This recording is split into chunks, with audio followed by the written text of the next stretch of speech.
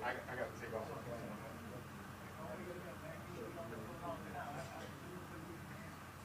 Brother, I have my phone. All you got to do is call me. You know I respond. Isn't that the way it goes, brother? Yes, sir.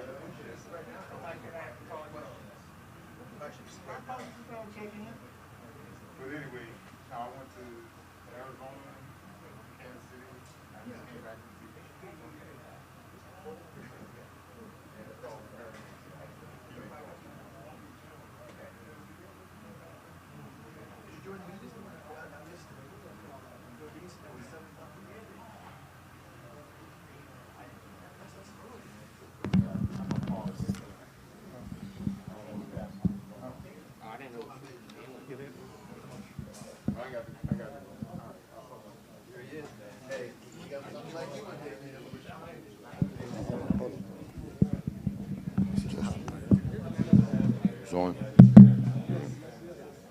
Assalamu alaikum, everybody. We're going to try to go ahead and get started.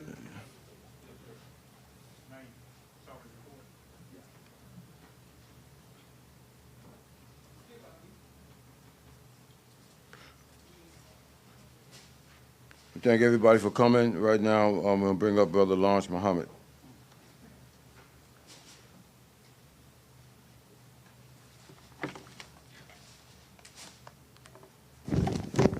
Assalamu alaikum. So we're going to just open up with prayer. We like to begin anything that we do with prayer, and we like to end in prayer. So we're going to begin with our prayer. We call it Al-Fatiha. It's said in English. I'm going to say it in Arabic, and they're going to say it in English. Bismillahir Rahmanir Rahim. Alhamdulillahi Rabbil Alameen. Ar-Rahmanir Rahim. مالك يوم الدين إياك نعبد وإياك نستعين اهدنا الصراط المستقيم صراط الذين أنعمت عليهم غير المغضوب عليهم ولا الضالين Ameen. With God's name, the merciful benefactor, the merciful redeemer. All the praise belongs to God, the guiding evolver, the cherisher and the sustainer of all systems of knowledge, the merciful benefactor, the merciful redeemer. Sole judge of the day of religion, we worship you only, and we turn to you begging assistance. Guide us on the straight way, the way that you have bestowed blessings, not of those who incur wrath, nor those who go astray. Ameen.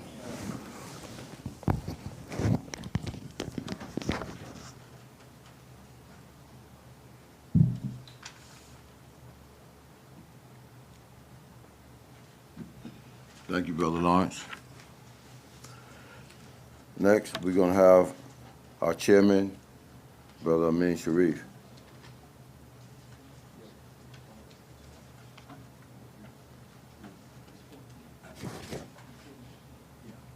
Would you? Yeah. Okay. Jewel's going to come up and do it. Come out. Okay. Is Jewel available? Yes, he is. He's coming. Okay.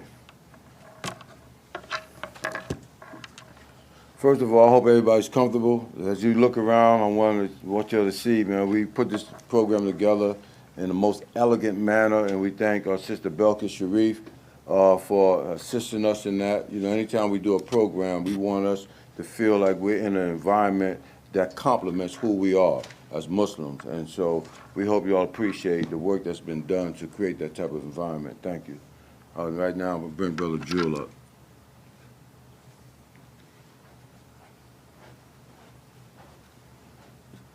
Assalamu alaikum.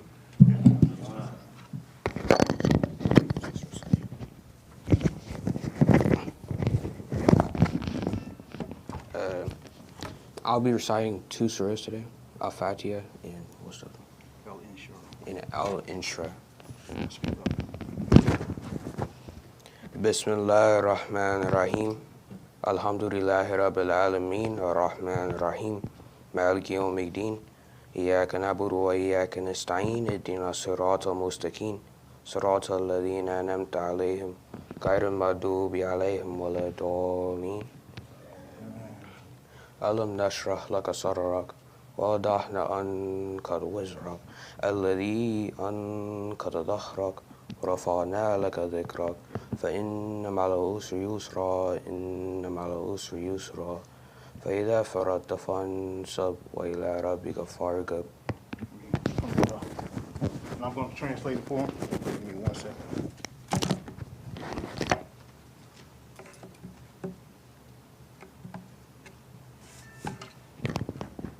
Sorry about this.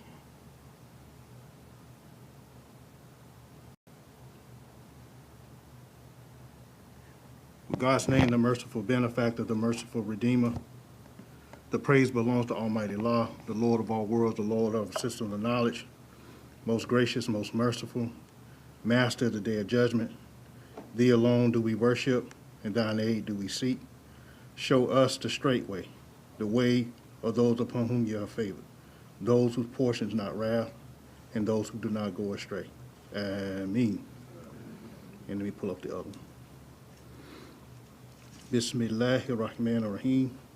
with Allah's name, the merciful benefactor, the merciful redeemer.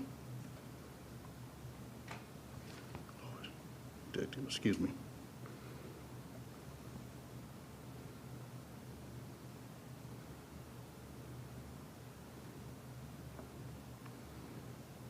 These apps, or something else, sorry about that.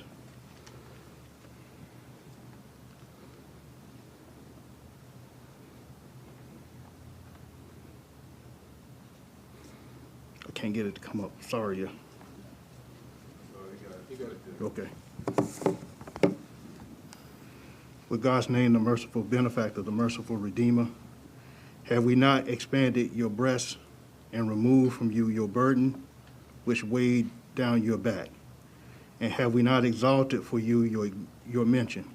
Indeed, with hardship there comes relief. Indeed, with hardship there comes relief. So when you are free from your immediate tasks and devote yourself to your Lord, turning towards him with eagerness and making him your quest. Ameen. And I apologize. Takbir.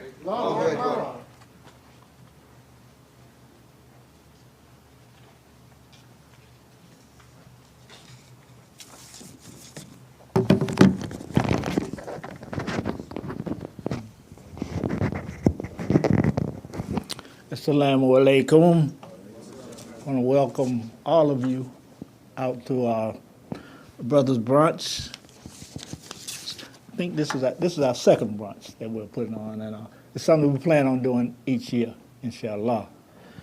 And it's titled, the theme for this brunch is mentoring boys to men, because there seems to be a big gap in the adults and the young folks. I'll put it that way. And so, inshallah, we want to close that gap. We want, and we try. The original purpose of the brunch was to recruit new members for Mecca, and it's also a goal. That is a goal that we have in mind that we're trying to reach. We want to get more participation from the brothers in the Masjid to participate in Mecca. But and so that is one of the reasons that we are doing this today. And I think all of you here know me. I'm just my name is M.E.C.C.A. I'm the acting chairman for Mecca at the present time. And this is something that we put a lot of effort in to try to get a lot of people out to this brunch. But if we get 100, we get 10, then we just have to roll with what we got. And we appreciate all of you sacrificing your time to come out and hear what we have to say today. I'd like to share with you something. This is, well, I didn't have to really say this, but it was an interview I did with Imam Khalil. And it says that he's calling our attention to the Article 15 of the Masjid bylaws, Article 13. All committees shall be formed with full knowledge and consent of the resident imam and the board of trustees, which I think Mecca followed that procedure. The specific functions, goals, and objectives of that committee shall be presented in writing and given time to be considered by the resident imam to become recognized in the masjid. I think we follow that procedure. Committees shall not become cliques, nor shall they seek to organize for any corrupt or deceitful reasons, and its membership shall be always open to any member who is in good standing. And I don't know it's for sure, but I think that's the way some of the believers look at Mecca as being a club or just a clique. But it's not that at all. It's open to any member in the masjid that is in good standing. And we welcome you to come to our meetings, which we have every Saturday morning after brothers class. We have discussion, we meet for prayer, we have discussion, and then we have the Mecca meeting. It's very short. We don't keep it over an hour, just few minutes of your time, and we tried to discuss things that the brothers will be going over with you later on, our goals and objectives, and maybe you can get a clearer view, a better picture of what we're trying to do here at Masjid Ash-Shaheed. And the committees shall not be, the committees may elect their own officers, establish their own times of meetings, and provide scheduled meetings. All minutes and planned activities are always open to the Muslim public in the masjid. So with that said, I'm gonna take a seat and let Brother Maurice come on and further the program, take the program to its conclusion.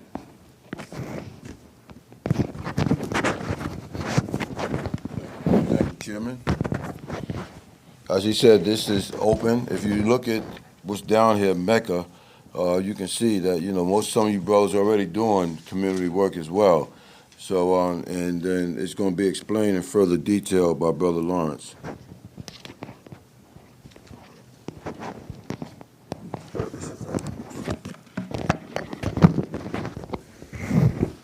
Yes. Basically, I just want to read our mission statement.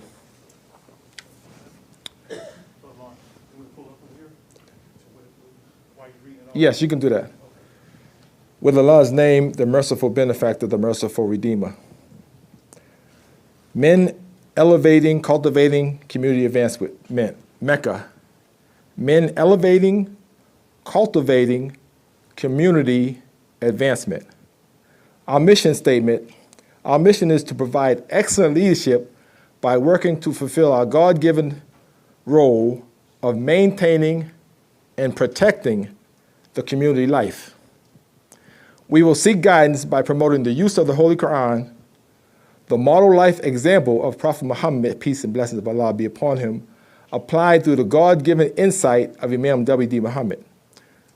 Our vision statement is to improve and uplift community life. Our goals is to establish meaningful youth outreach, fundraising, recognizing, celebrating pioneers in the community, developing and pursuing internal and external partnerships, annual cleanup and maintenance of the community, the masjid. Our objectives are to create 2 events per year with the youth, to decide the type of fundraising, annual Pioneers Luncheon, participate in the market activities, 1 Saturday per month, and participate in Hidden Valley Community Association meetings, including the annual parade. And to brainstorm the committee to advance the role of women in society, SURWIS, which is another a women's group here at the Masjid, and consult with the Masjid Board of Trustees, and to evaluate and measure the objectives we're executing within a specific time period, quarterly or biannually. And I just want to emphasize our role as men is to maintain and to protect the community. This is in the Quran. So what does that mean to you? What does that mean to you? We have a community here, and we have a community that we want to expand. And it's very important for us to reach our youth, because if we don't get our youth, then Shaitan will get our youth. And we want to keep our youth. And it's very, very important. I like to see the room full. It's not full, but this is what Allah has given us today. We work with what we got. We don't fret. We just keep moving forward. And if you're here, it's meant for you today. And we appreciate you. So without further ado, we'll ask Maurice to come up and move us along. I believe we're going to get to that food because it's... Alhamdulillah. And to that end, I'd like to thank Brother Jerry Takbir. Him and Brother Clarence was up here at 5 o'clock this morning. And anytime we have a program, we can always count on Jerry to lead, to make sure that we have a scrumptious meal. And so I think we're going to go ahead and get started with that. Brother Wahab, are you out there? Okay, so I think how would you want us to proceed as far as the food? Just serve ourselves? All right, brothers, don't Just think about the brothers behind you. It's not Ramadan. It's not Eid. We got a good meal. Let's get busy. Come on. Yes, sir.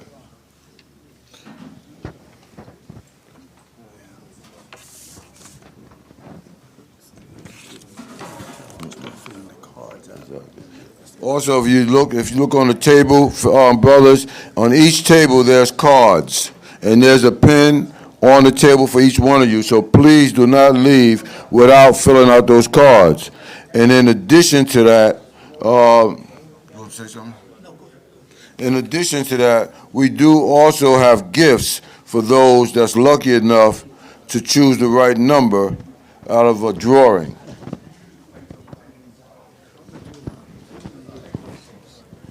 Not sure.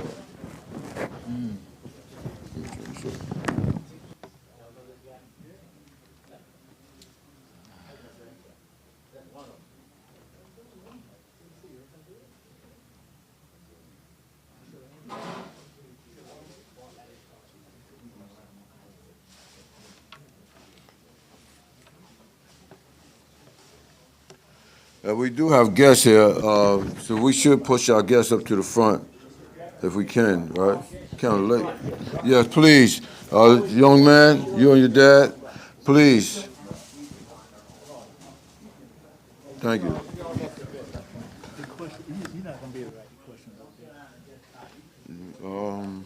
We got a board, so we don't have no other way, do we? We don't have no other way but to write them. Yeah, I mean, I can't do it. You don't. Well, where are the questions at?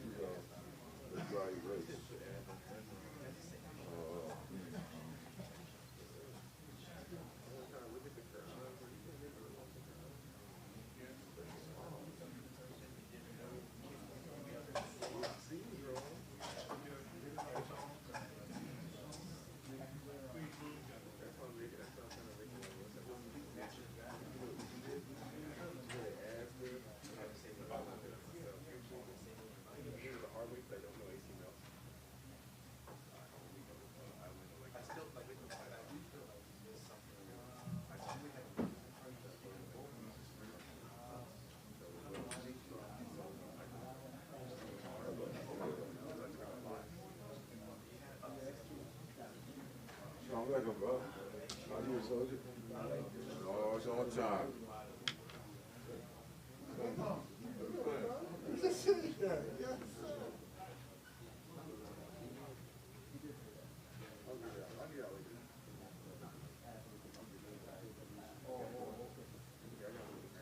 Marcus, I'm looking. Where's your cousins at? On the way. Okay. Who picking that one up? I'm not sure. Malcolm coming?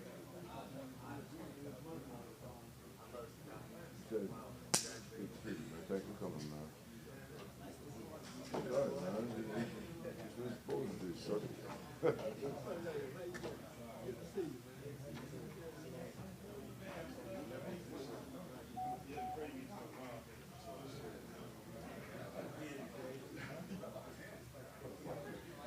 Fareed, you good? You all right? Anything to drink?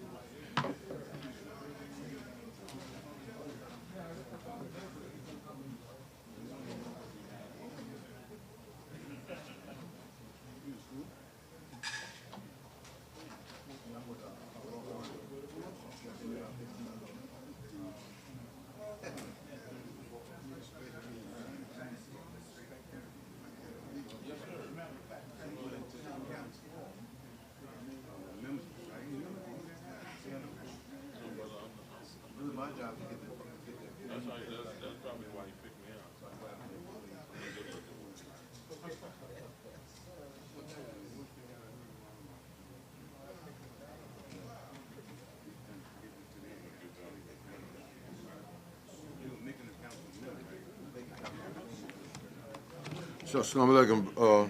It's not on.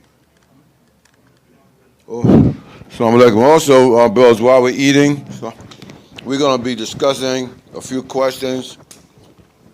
And it says, number one, in what ways could the men of Mecca impact Charlotte? Because we want to ensure, the Lord bless us to be leaders. And it's not just for our community, but, we know our prophet was the prophet for all of humanity. And so we just come through 30 days of Ramadan. And so we should have an impact, not just in our homes, in our own lives, but in the lives of others. So this is one of the questions: in what way could the men of Charlotte and men of Mecca impact Charlotte? We do work in the Hidden Valley community and things of that nature. So, we're looking for suggestions as well. Question number two: are the men of Mecca educating the Muslim perspective on matters of today? And, the Muslim perspective is the human perspective. Working in, like I said, the different communities, working in our schools, working on our jobs. So are the men of Mecca educating the Muslim perspectives on matters of today? We know we're in a climate of hate right now. But, that's been demonstrated by what happened in Buffalo, what happened in South Carolina, what's happening all across the country when it comes to us, young men and women being targets of abuse and aggression and violence. Number three, in what way can we find solutions for female single head of households? We got a lot of young men get in school, and, the sisters are trying to work, and they're trying to take care of the families, and sometimes they don't have a man in their home or a husband or someone that they can go to, because a woman cannot raise a man. We got young boys out here that really need a lot of help. And so if you see a sister that she's the head of household, she's working hard, but she needs help with her young son or her sons or whatever, we have to make ourselves available. So in what way can we find solutions for female single head of households? Number four, how can we make security of our women, children, and masjids more relevant? We ensure that when you come into this environment at Masjid Ash-Shaheed that you feel safe. This is why a lot of people come and they keep coming, because they see the security as soon as they enter the premises here at Masjid Ash-Shaheed. So we're asking, and we are dedicated, to ensure that the security of this masjid is always in the forefront of our minds. And we do a lot of sacrificing, a lot of training to make sure that that happens. You know, even Imam Khalil, he has a long history of being on security. And since before he came to Charlotte. And a lot of you other ones have history of being on security. Abdul Latif, another brother that was back there in the days of Honorable Elijah Muhammad. He's very humble about it, and Brother Nasheed as well. You know, so we have a lot of education that we can draw from in the brothers that's here at this masjid. And security doesn't just mean physical. Sometimes you have to secure the vision of our leader, Imam W.D. Muhammad. And in order to do that, you have to know what his vision was. He asked us to leave him a good future. You see, so we have to secure the message in which he wanted all of us to have to make sure that we are well respected in our community as well. When you come out here, you come to Jumu'ah, you hear the imam, the different imams, and all of the khutbahs are very encouraging, very helpful, and very meaningful. So that's another way that we secure our community. Number 5, what is the most pressing and important message now for our community? And that's something that you all can discuss at your table. You know, so we have 5 questions, and as I said, as the program goes on, we also have gifts for the lucky ones that's going to be able to choose, and we have $100 gift cards. So we're not just asking, we're also giving. This is the men of Mecca. This is what we do. You know, we give, and we give. And our goal also, like I said, is so important for us to work with our youth because they're our future. We want to let them know that we love them and we care for them. A lot of them, they go into high school, they go to college, and we lose them because of the influence of the Satan. So we have to wrap our arms around them. And don't be afraid to let them know that we care for them. You know, bring them back. If they drift, that's just part of growing up. We were young ourselves and we drifted, but we also had somebody to bring us back in the loop. So you don't have to be overly critical of them. If you can't communicate with them, let one of your brothers that may have a relationship with them communicate with them.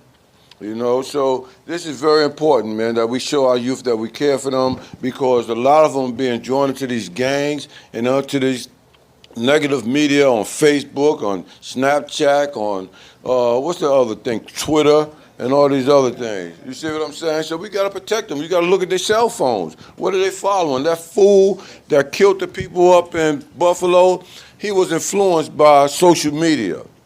And to that end, you know, in a year's time, you know, he was lost to society in a way that became detrimental to the people around him. So we have to also listen to our young folks. You know, so number 5, what is the most pressing and important message now for our community? So as you ponder on these things, as you discuss it around your table, we're going to come around at some point and ask you, you know, what was your thoughts on these issues? Thank you. Assalamu alaikum.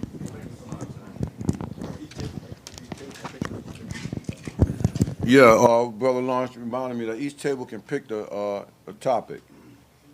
It's up to you all. You know, it doesn't matter. I mean, just anything that y'all feel that's going to be relevant that you want to discuss. So, you know, we have an opportunity to discuss that.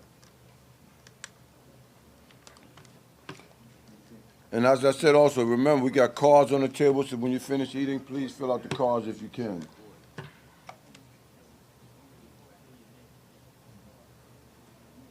Come on in, Malcolm.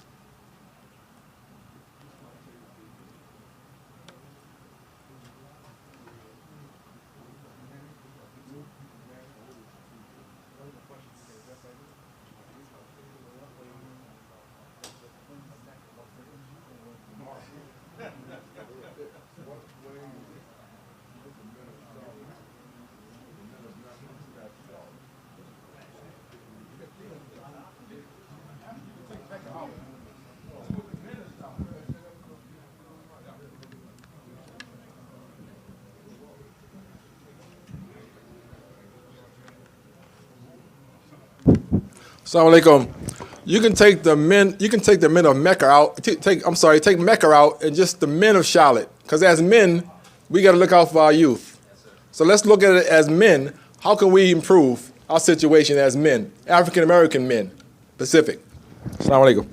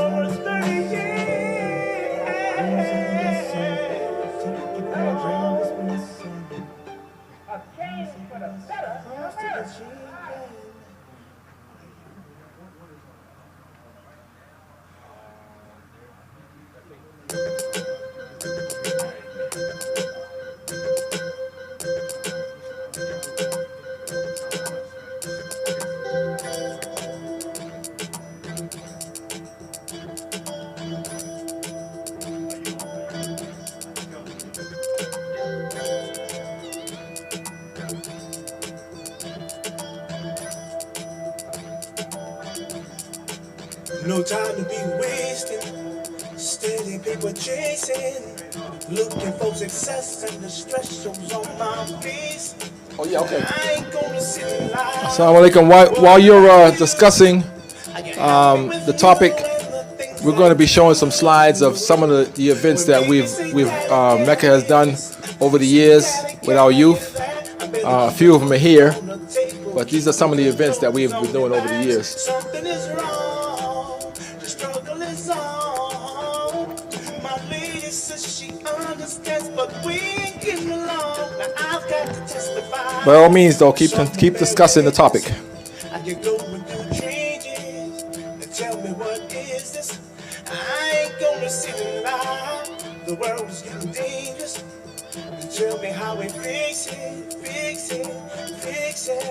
It seems we love to hang, and everybody seems to like to party and get highs and highs of pain. And violence is the road.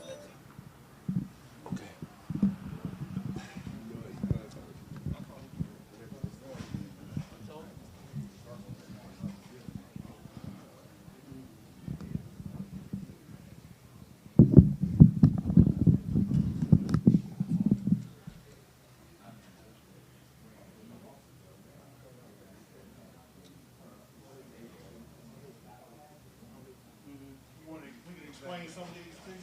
Yes. This here, I don't know if you all are aware that we had a basketball team that Coach Ward. Excuse me, Salaam alaikum, brother. The grill's trying to get your attention. Assalamu alaikum, brothers. In terms of the goals that we have, one of our goals is establishing external partnerships. And this was back in, I think, 2017, maybe 18, where we partner with the Hidden Valley community. Every year, Hidden Valley has a parade. I grew up in Hidden Valley. And so this was special to me because the men of Mecca participating in the parade in the neighborhood that I grew up in was special. My mother is still living there. But we have Brother Anwar here and Brother Bashir who carried the banner for us in terms of parade. We also had a basketball team. It was called the Carolina Bulls. That was spearheaded by Warif Muhammad, and I assisted him with the team. And Mecca put on a banquet for our team. We had won 3 championships, and Mecca put a banquet together for our team. Some of our players were non-Muslims as well, so we're talking about dawah now. You know, they were able to come. Some never been into a masjid before, so this allowed them to be exposed to our environment. And their parents, right. And I think that's Email Khalil speaking. Brother Maurice, I couldn't find the one for you, brother. I don't know what happened to it. But Brother Lawrence was there as well. And that's Brother Shelton. So that's the team. You can see Jewel there. You see Brother Ibrahim on the team at the table. And then this is, when Mecca took the young men out to NASCAR, the NASCAR Museum. As you see, they're much younger there. But we have our late brother Wali Waheed. We have Brother Fatin there and Brother Lawrence. So, you think about NASCAR, many of our kids don't know anything about race cars, right? And so, again, this is part of exposure.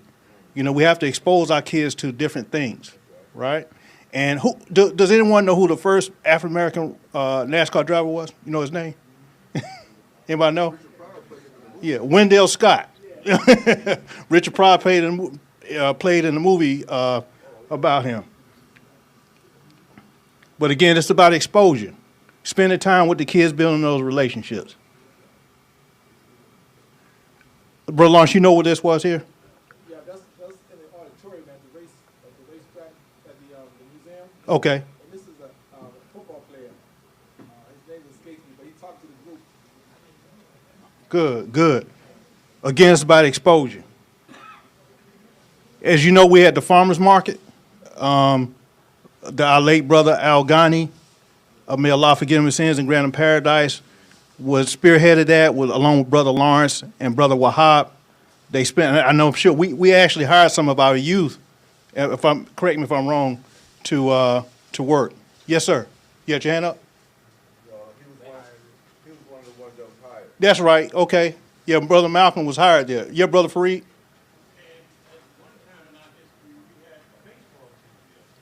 Alhamdulillah. We also had a football team, too.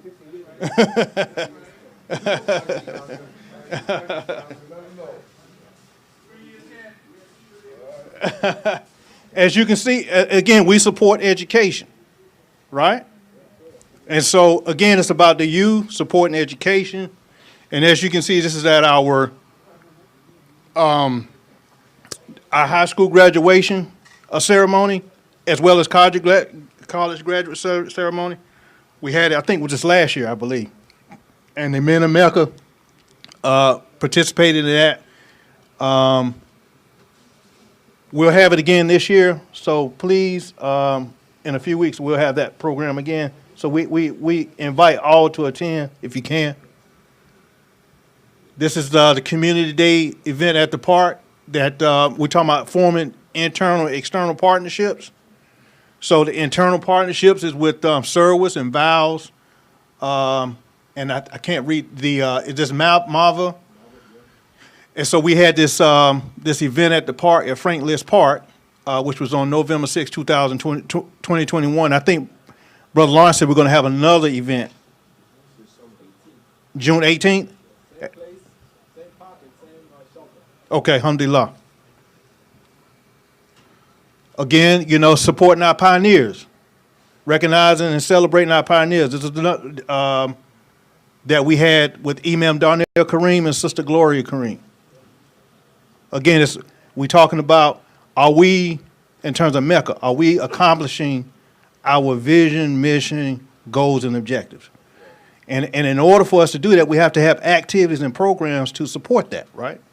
And so we see that we are fulfilling that, our goals. Then we had the, let me see.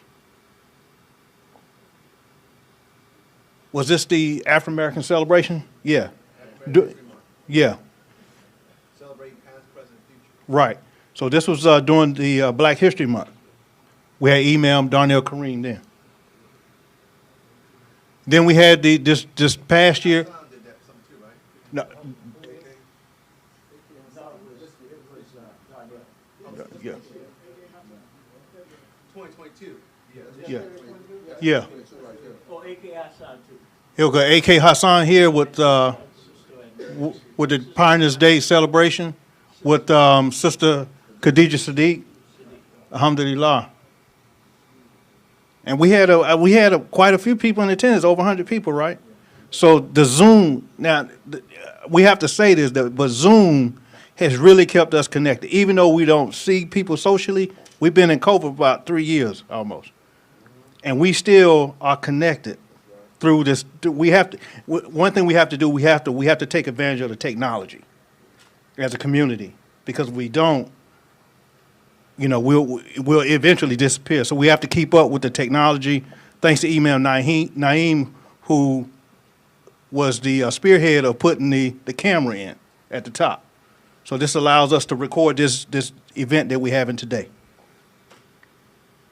And then again, Allah says in the Quran, Surah 3, verse 104, He says, A'udhu billahi minash shaitanir rajim, bismillahir rahmanir rahim. Let there rise out of you a band of people inviting to all that is good, enjoining what is right, and forbidding what is wrong. They are the ones to attain felicity. Assalamu alaikum. And we need more pictures so we can continue to build on our PowerPoint. Assalamu alaikum.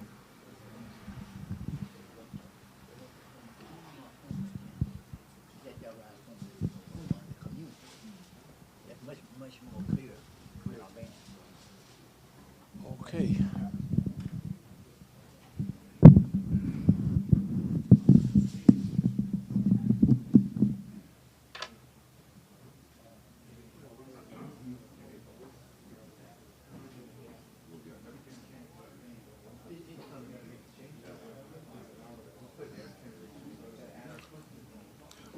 So, brothers, I hope y'all enjoyed the slides. As you see, we've been busy, and we did not let COVID stop us from doing what we do. We have a lot of talented people in this community, and you know, it's teamwork. You know, and I have to give also respect to our sisters, because our sisters, they stay busy. They stay busy here, and they have motivated us to do more. Allah says we should all be in a race toward all that is good, and that's what we're doing.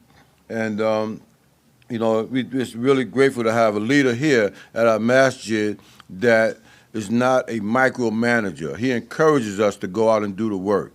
And so, as I said, we're blessed. We have a lot of people now moving into Charlotte. And, so we try to do our best to make sure that they are included in what we're doing. And to that end, also, we have a QR code outside that you can put your camera, your cell phone camera to, and it'll bring up information for you to fill out so we can know what your skill sets are. And so if we know if you have a skill, where's Jewel? Jewel is still in here? Jewel, come up for 1 second before I bring up Brother George. You have to talk to our youth. And Ibrahim, where are you? Give me 1 second, George, to do this here. This morning I asked Jewel what it is that we can do as men to help support what they're doing. And if you don't ask them, you can't assume that you know what their interests are. So we have to give them our ear. Take a minute, just take a second and talk to them. They can tell you better than, anyone else what it is that's important to them. So, but I don't want to tell you what he told me. I want him to tell you what he said. Jewel. I said one way that y'all could help us out is, like, if y'all knew what we were interested in, like, what we wanted to do in the future, job-wise. Like, if we want to be, like, graphic designers, maybe Brother Ibn could create a class for us, because I know he does stuff like that. Or, I don't know, just help us get experience with jobs so we'll know what to do in the future. Takbir. That means God is greater. Ibrahim, take your mask down if you like.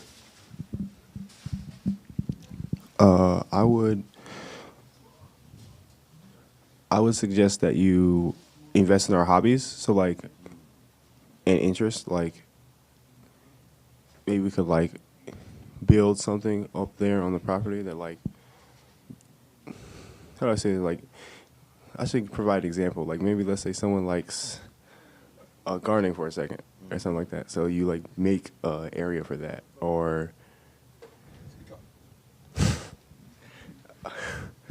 or like, what's some good hobbies? Like cricket. That's a good example. That's a great example. We have a brother here that, I think Brother Jonathan. Jonathan, do you have a garden in South Carolina? Yes, sir. So We could take the brothers to Exactly. see that. Absolutely. Ibrahim just made a great suggestion. Say it again, Ibrahim, so he can hear you. Was he made the need? Speak up, speak up. So we could, what Jewel said, which is do what Jewel said, which is connect to people who have the experience in the field that the youth are interested in, like gardening, for example, or let's say maybe being a mechanic. We might know a mechanic, or electrician. We might know electrician. That's it. I mean, that's good enough. Listen, Takbir. And Jonathan, would you tell him about your garden, please, bro? So you can stay right there. Because he just made a great example. He said somebody may be interested in gardening. If we got people in our community that's already doing that, grab him. Say, listen, man, I'm doing this. Come on, let me show you how I'm doing it. Yes, sir. Sound like my wife and I started a nonprofit about a year ago, and we've just had a tremendous amount of success over the last little over a year. We started with a small community garden and slowly began to grow. So the city actually provided us with an unused tennis court. So it's about 12,000 square feet of space. We've got raised beds, but we're producing, our annual sales will be roughly around $250,000 this year in lettuce and bunched herbs. And what we've learned is we've really been working towards hydroponics. And it's one of the greatest ways for us to scale. But hydroponics. So we grow up rather than grow out. Yeah. So we only use water. We use water and natural nutrients. And so this really stimulates STEM. So what we've done, we've hired 8 young people from the community, all within walking distance, and they can walk to work.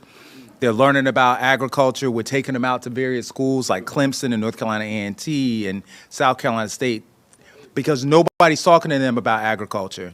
And they don't know the money. I think many of them think the agriculture industry has just done a horrible job with marketing, because we still think that farming is being out on a tractor on 100 acres of land and not making any money and it's dirty. They don't realize that they can make money in a small amount. Well, we just met a guy that's making $10,000 a month in 240 square feet selling microgreens. So we're trying to introduce our children to this because we really, in truth, we really need to know where our next farmers are coming from, because he who controls your food controls you. And so we're seeing it now more than ever, especially with COVID and some of the supply chain issues. The cupboards are bare. And so we're trying to teach these young people new skills. And so I encourage anybody, if you want to, come down, see what we're doing, because we want to duplicate it. Our goal was to get a model together that we can then transfer and continue to move out. So I think young people respect success. And we got to show them what righteous success looks like, because they get enough of that out there in these streets, of that facade success of fancy cars and that sort of thing. But when we can show them how they can make money for themselves and do for self, I think that's really a point that we've got to push and advocate for. So that's, oh, and the trade piece, that was the other piece too. A lot of these young people are interested in trades. They want to use their skills. They want to use their hands. I mean, and alhamdulillah for all of us who've gone off to school and got 4-year degrees and that sort of thing, but somebody still got to build buildings. You know, somebody still got to put their hand in the dirt. Somebody's got to be a plumber. Somebody's got to do electrical work and HVAC work. So we need to really start pushing some of our boys towards that, because the goal is for us to be productive citizens. And we can't do that unless we start exposing them to these labor and trade jobs, because it's changed a whole lot. I was just sharing with the brothers at the table. We had a meeting, and I'm asking all the brothers, how you going to show up for a meeting and don't have pad and pen? And they were like, Brother Jonathan, we do this on our phone. So that's why sometimes we can be a little antiquated in how we think, but these young people, they really got it together, and they know how to use social media and use some of these other powerful forms to make a greater way of work than what we could have ever done. So just my little 2 cents, but I invite you all to come down. We'd love to have you. Beautiful. Take beer. Listen, that was more than 2 cents. That was like 10 cents, y'all. Alhamdulillah. We're grateful, man.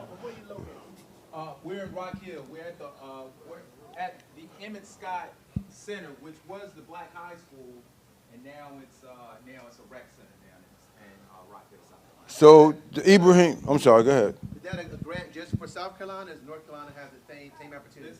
In truth, there are more grants available in North Carolina because North Carolina has a much better extension program than South Carolina does. We were able to get our funding through the state of South Carolina, through USDA. We got a $240,000 grant, and it's the first year. Matter of fact, several people told us not to apply because they said that we wouldn't get it because we hadn't been in business long enough. But we applied and got it our first shot around. So what they're doing, they're looking to come into low-wealth communities, and they want to give that money to Black-led organizations. So do you have beautiful. Like a certain plot of land that you're going to designate for? You can, yes, sir. You can, but that's as simple as So we can have this conversation, because this is very, very important. So we can go on, but that conversation stems from what Ibrahim said, is that we can utilize somebody that has a skill in the community in order for him and the young people to get attached to. And then that way they don't have to, if they're not interested, they should go to school, you should go to college, but it shouldn't stop them from acquiring that skill, because they'll never, ever lose that skill. You see what I mean? So no matter what it is, if you're interested in it, reach out, and it's important that we know what our young people are interested in so we can guide them in the right direction. Next, I'm going to bring up Brother George, and Brother George is going to give us some more insight. Yeah. Assalamu alaikum. Yeah, dear brothers, this is the part of our program today where we want you to get busy. And so you'll notice at each of our seats there is a pen. And you know, the pen is so very powerful, isn't it? And the pen is there because we want you to complete that table card that's on the table. And that table card is asking you to give us information about you. Because as you can realize, Mecca's strength comes from those who participate with Mecca. Would you agree? Yes, sir. And so we want you to be able to participate. A couple of things. Being a member of Mecca gives you access, insight, and opportunity. We as men have that obligation in Islam to really do what? Be the legs of the community, to structure the community, to grow the community, and be a part of the community's success. And so we're asking you to consider today to be a part of Mecca in an active way. Now, what happens is when you join Mecca, you know, you get that, that membership card. And the membership card shows on the front and on the back that you are a card-carrying member of Mecca. Number two, you get that patch that you see us wearing on our jackets here. And that patch just signifies, too, on your jacket that you are a member of Mecca wherever you go, and it will always normally strike a conversation. People want to ask you, well, what is Mecca? Did you go to Mecca? Are you from Mecca? That's a conversation opener and starter. So we see you as being a representative, an ambassador for what Mecca stands for and what Mecca can do. So we're going to ask you today to complete that card. And by completing that card, we are going to pass out to you a number. And that number is for the drawing. We'll have about 3 drawings today, and each drawing is worth of $100 Visa gift card that you can spend anywhere you like, including with your wife or your kids or with yourself. Or you could buy a case of sausage. You could buy a case of sausages before you leave. So we want you to be able to be active and take part. Secondly, we do want you to participate at your table in the conversations. As we just heard from Brother Jonathan, good conversations produce good things from good people. So we want you to open the dialogue and talk about maybe one of these 5 topics that we put on the board, or any topic that's germane to your table's interest. Be imaginative right now. Be imaginative and think about possibilities for Mecca, for you as a member of Mecca, how Mecca might improve, grow, and develop areas like we just heard. Hydroponic gardening. I'll write that down. Take that word home with me today. Because what happens when young men and young women, girls, start developing hydroponic skills in agriculture? Or STEM, like we heard Jewel talk about. What about if we had developed some STEM programs for the young people? Because looking at them, we're looking at our future. And if we're not looking at them, we don't look at the future. We think about ourselves. And so we can become, as men, self-absorbed because, you know, society says that, you know, we like to be in a cave. No, you know, we get off to ourselves sometime and just work with our own thoughts.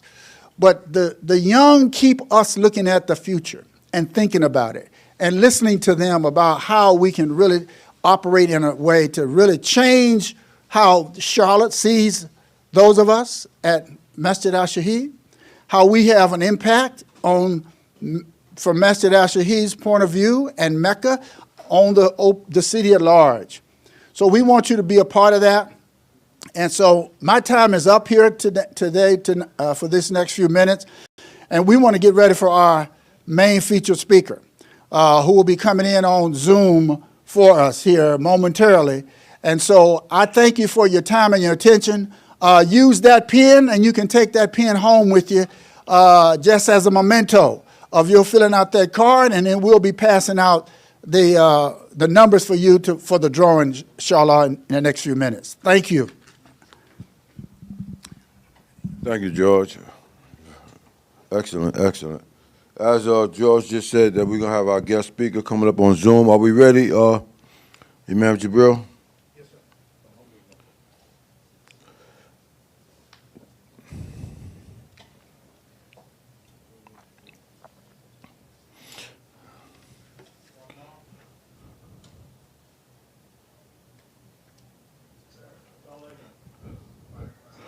Okay, can we hear you? Let me bring the speaker over here.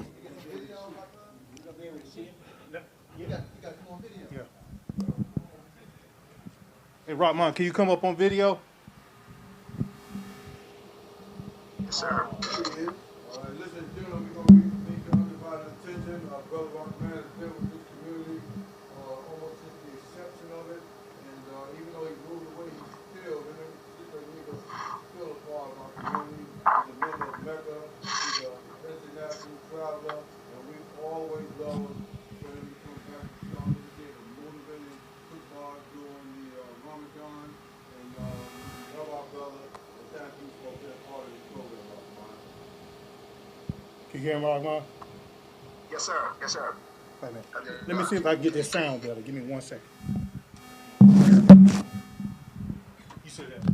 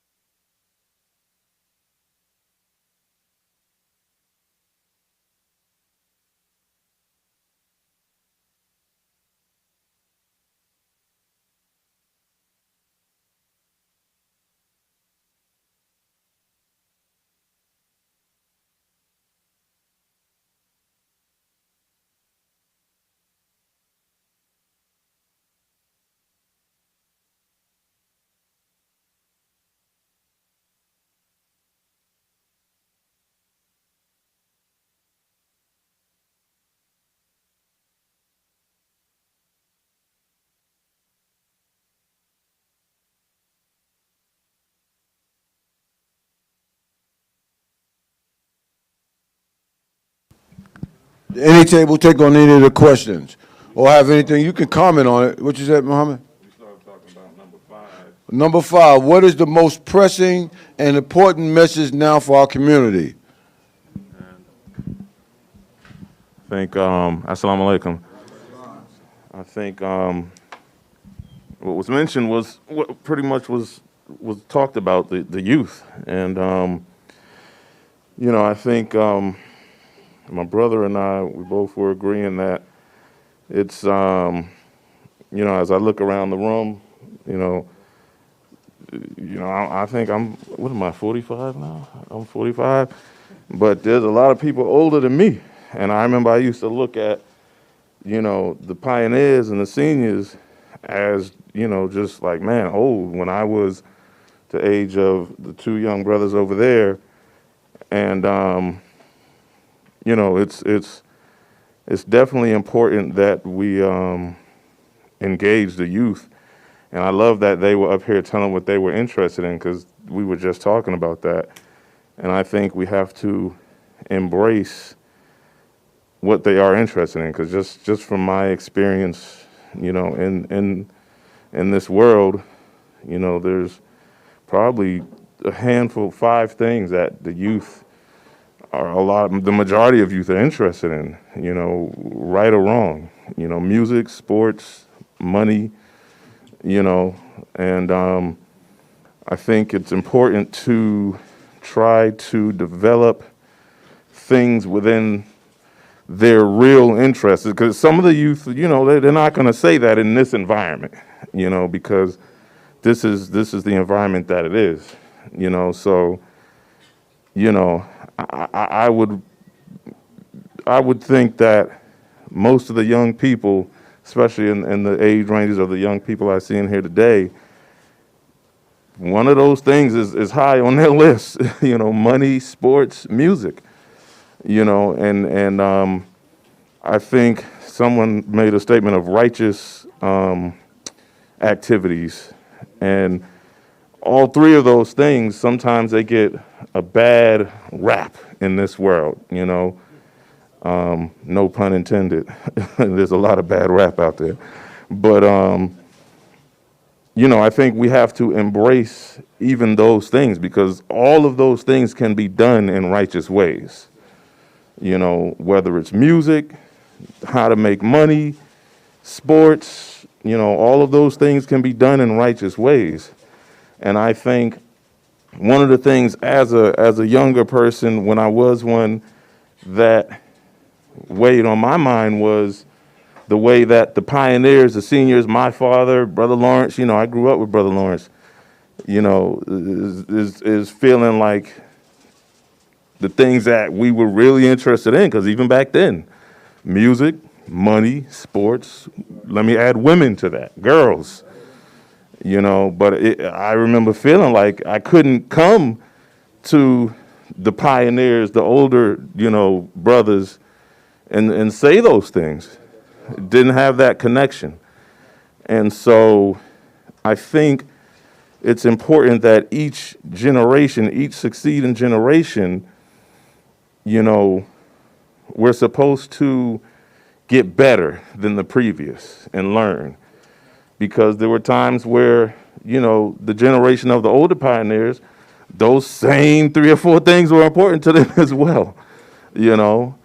And if we don't include the reality of today of what the shaitan is telling them is important and do our best to make those things righteous so that they're still interested, you know, and start something new, then, you know, we're going to lose them, you know, and because they're just not interested, you know, and it's a sad thing. I have a 14-year-old daughter, and that's the biggest challenge is, man, how do I raise her as a Muslim? Because as I got older, you know, alhamdulillah, my focus started to shift, you know, alhamdulillah, to try to get myself back on the path that Allah wants us to walk on. But that's such a huge challenge because, you know, my daughter is surrounded by all the things that we don't want our children to be surrounded by. And back where I'm from, Boston, you know, I had the benefit of going to Sister Clara Muhammad School since I was born, you know, up until 8th grade. So that foundation was super laid for me, but yet and still, when we got of age, college and everything else, we did what most kids are gonna do, most teenagers are gonna do when you've been raised in that environment. You're gonna see what's up. You're gonna experience it, see what's going on.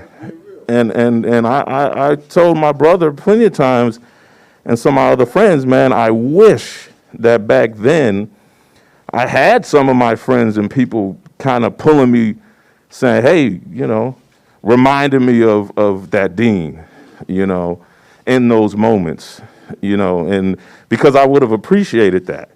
And saying, okay, you like music, which I do. Part of my background is music and songwriting, you know. But hey, let's write a song about the dean. Write a song about, you know, somebody, like just things that we were interested in, not looking at it as if these were just bad and are stuck for the law. You can't, you know, you can't do this. You can't, you know, this is nah. You know, that's not real.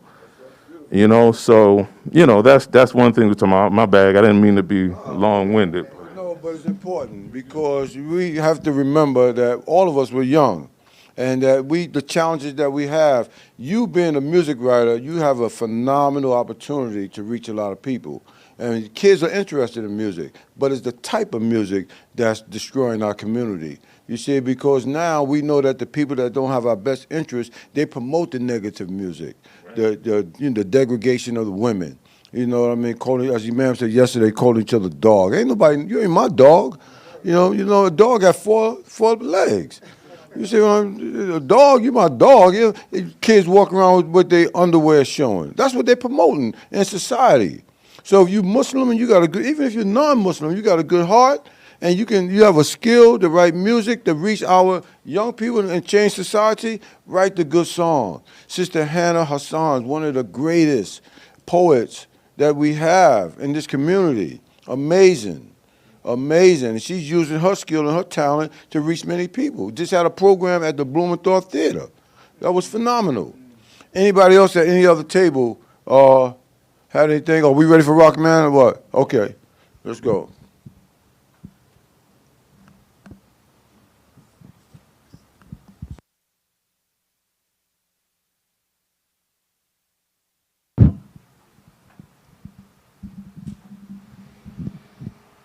Rahman? Can you hear me? Yes, sir. Speak up. I can hear you.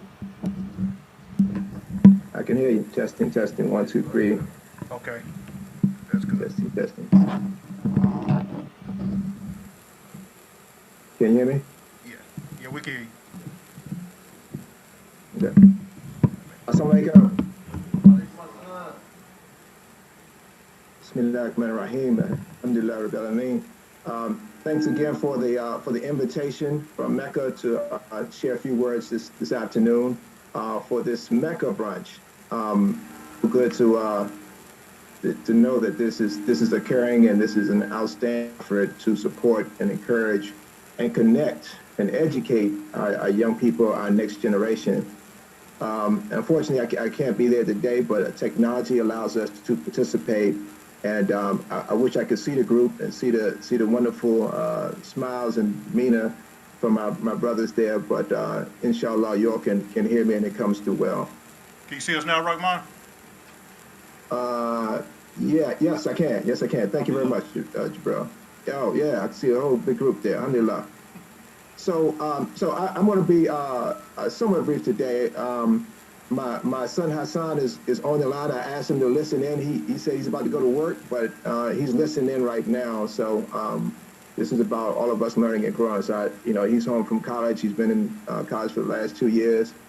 He is studying finance now. He's switched from economics to finance, and with a double major in risk management. So we thank Allah for him and think about it. He could listen in today, and he's like, Dad always got me doing something, but praise be to Allah, that's why we're here. So I want to speak just briefly today about responsibility. And I really appreciate the vision statement of Mecca, and I'm happy to be a part of this occasion that's celebrating and recognizing Mecca. The vision statement around improving and uplifting community life. Appreciate the improving and uplifting community life. And the mission statement around providing excellent leadership, putting our God-given role, maintaining and protecting the community life. So I want to stop there where it says maintaining and protecting our community life. And where does that, where do we know that language from? Where does that language come from? We know it comes from Allah in the Quran. And Allah tells us, "Ar-rijalu qawwamuna ala nisa." Ar-rijalu qawwamuna ala nisa. And this translation is in several translations. Men are protectors and maintainers. Men are the guardians. Men are the supporters of women. But what does that mean? What does that mean? Because really, Allah here is defining the role of men. He's defining the role of men. And so this means that it could be a support in finance, in intellectual capacity, in spiritual, but it doesn't necessarily mean that. Rajala is the legs, the legs, and I think some of you all may have already talked about this earlier. But this Rijala, or this men of these maintainers, it doesn't necessarily mean physical, doesn't necessarily mean financial. My wife made good money a few years ago, more than what I was making, and so that it doesn't mean that necessarily. It means the physical strength to maintain and protect, but that physical strength is not just muscles, not just this physical body of maintaining and protecting, but it also means the fortitude. It means the balance. It's helping to keep the danger away from her. Helping to keep the danger away from her, no matter what kind. So in this verse, Allah is describing men in the maintain. Look, we have to do something to protect women. We have to do something to maintain women, and not just women. It is the entire society. It is the entire community life that we're trying to protect.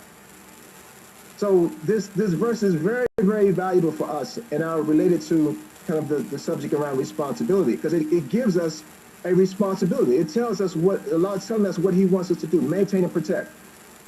And then further in the on, it says that she has to be obedient to God first. I know people say, well, she hasn't followed me. She got to listen to me. Obedient to God first. And then if that doesn't work, then you admonish her, advise her, and then ignore her, right? And then there's some translations that are, I wouldn't even say controversial, but they're not really controversial. They're mistaken in the translation around beating her lightly, and we don't have enough time to go into that, but there's never Allah never intends in the Prophet. There's some hadith from the companions about never to hit the women, never to physically hurt a woman. So that translation is definitely not correct. But it is important that we know that it's not to physically put our hands on women. But Allah has given us this theme of having responsibility, taking responsibility. There's a group, a singing group. The brother just talked about music. I enjoy music as well. I'm sure our young people enjoy music. When we were growing up and still around, there's a group called New Edition. And New Edition has a song called Boys to Men. And the song was so popular that another group even used the name to start their own group, Boys to Men. So this song is about, this is one of my favorite groups, but they have a song about being growing up to be boys to men. And what they say is that it says life's responsibility falls in our hands. So several times they talk about responsibility. Anytime they talk about boys to men, responsibility. They have a lyric that says, keep on learning, keep on growing, because wisdom helps us understand. We're maturing without knowing. These are the things that change boys to men. So learning, growing, wisdom helps us understand. We're maturing without knowing. These are the things that change boys to men. And in other parts, they talk about questions and answers, but it's all about giving young people responsibility, helping them learn that they have to be responsible. And this is not just for young people, this is for not so young as well. We have a special responsibility that aligns with our theme today about being responsible, about us maintaining, protecting, and living the life that God prefers for us. I was in Buffalo last week, about 3 days before the horrific shooting, the murder that happened last week. And I actually drove on that street going back to the airport, drove right past Jefferson Street to go to the airport. Horrific murder and killing. We're having some of the same challenges in New York, particularly. I don't live right in the city, but right outside the city, but they're having horrific challenges, dastardly deeds happening. New York City, Harlem, Manhattan, Bronx, Queens, Staten Island. I mean, all kinds of shootings and killings and stabbings. They push people on trains. This mental illness that's out there, these shameful deeds that are out there. And in Charlotte, when I was there a few weeks ago, there was the same type of sentiment. We heard about it on the news. I was doing a presentation on Batesford Road, and I hear pop, pop, pop, in the neighborhood. Shameful deeds. But we know this is not what God wants for us. This behavior, this is not what behavior that God wants for us. But God wants us to have a peaceful place like in the garden, like in the original garden that Adam was placed in. That garden was pure and innocent and clean. That garden followed God's command. That environment followed God's command. If we took all the people, and I heard a brother say this, if we took all the people out of New York City and out of Charlotte and out of Buffalo and started fresh, that garden would be pure and innocent and clean and upright. It would be the garden that God wants. The garden, the clean, natural garden that God wants. And just like the womb of the mother is a garden, the womb of the mother, because that's where the baby is nourished, in that garden. And the mother is reflective of the innocent, clean place that God wants. So mothers or sisters or women, they have a responsibility, again, going back to our theme here, responsibility, they have a responsibility to nurture that child in the womb, to keep that child pure and innocent in the womb. So We know, so that gives us a natural example of what the woman's role is, to nurture that child, to nurture that environment, to keep that child pure and innocent, right? To give the child everything it needs inside that womb. So what is the man's responsibility here?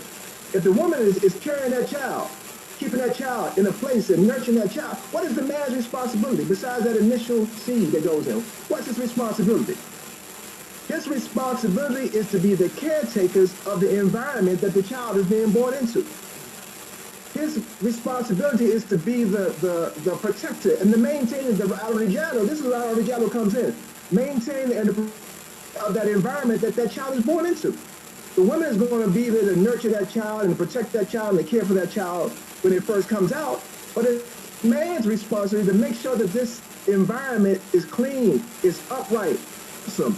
It is protected in a way that uses our physical strength, but also uses all of our other faculties, uses our intellect, uses our uprightness, uses our spiritual awareness to make sure that that environment is the right kind of environment for a human being to grow in properly. So this is our responsibility, young people, and not so young people. We have to be caretakers of the environment that God has placed us in. It's not the mother's responsibility to clean up the environment.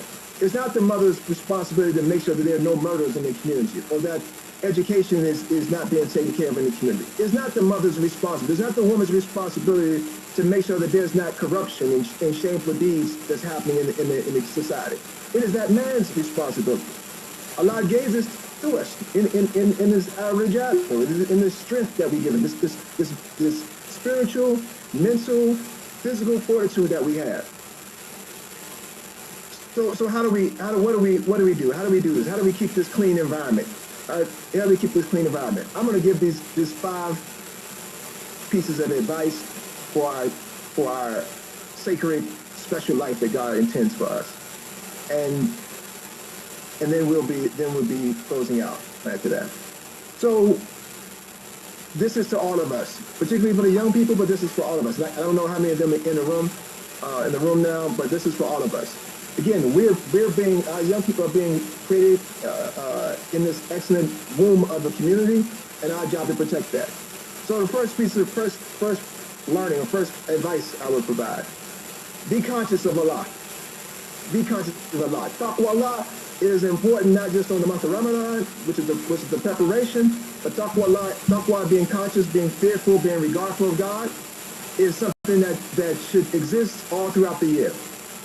Whether you're at home, whether you're at school, when you're with your friends, be conscious of God. Be conscious of God. Be conscious of God. Like, is this something that God will be pleased with? Right? Is this something that our parents will be pleased with? Is this something our grandparents will be pleased with?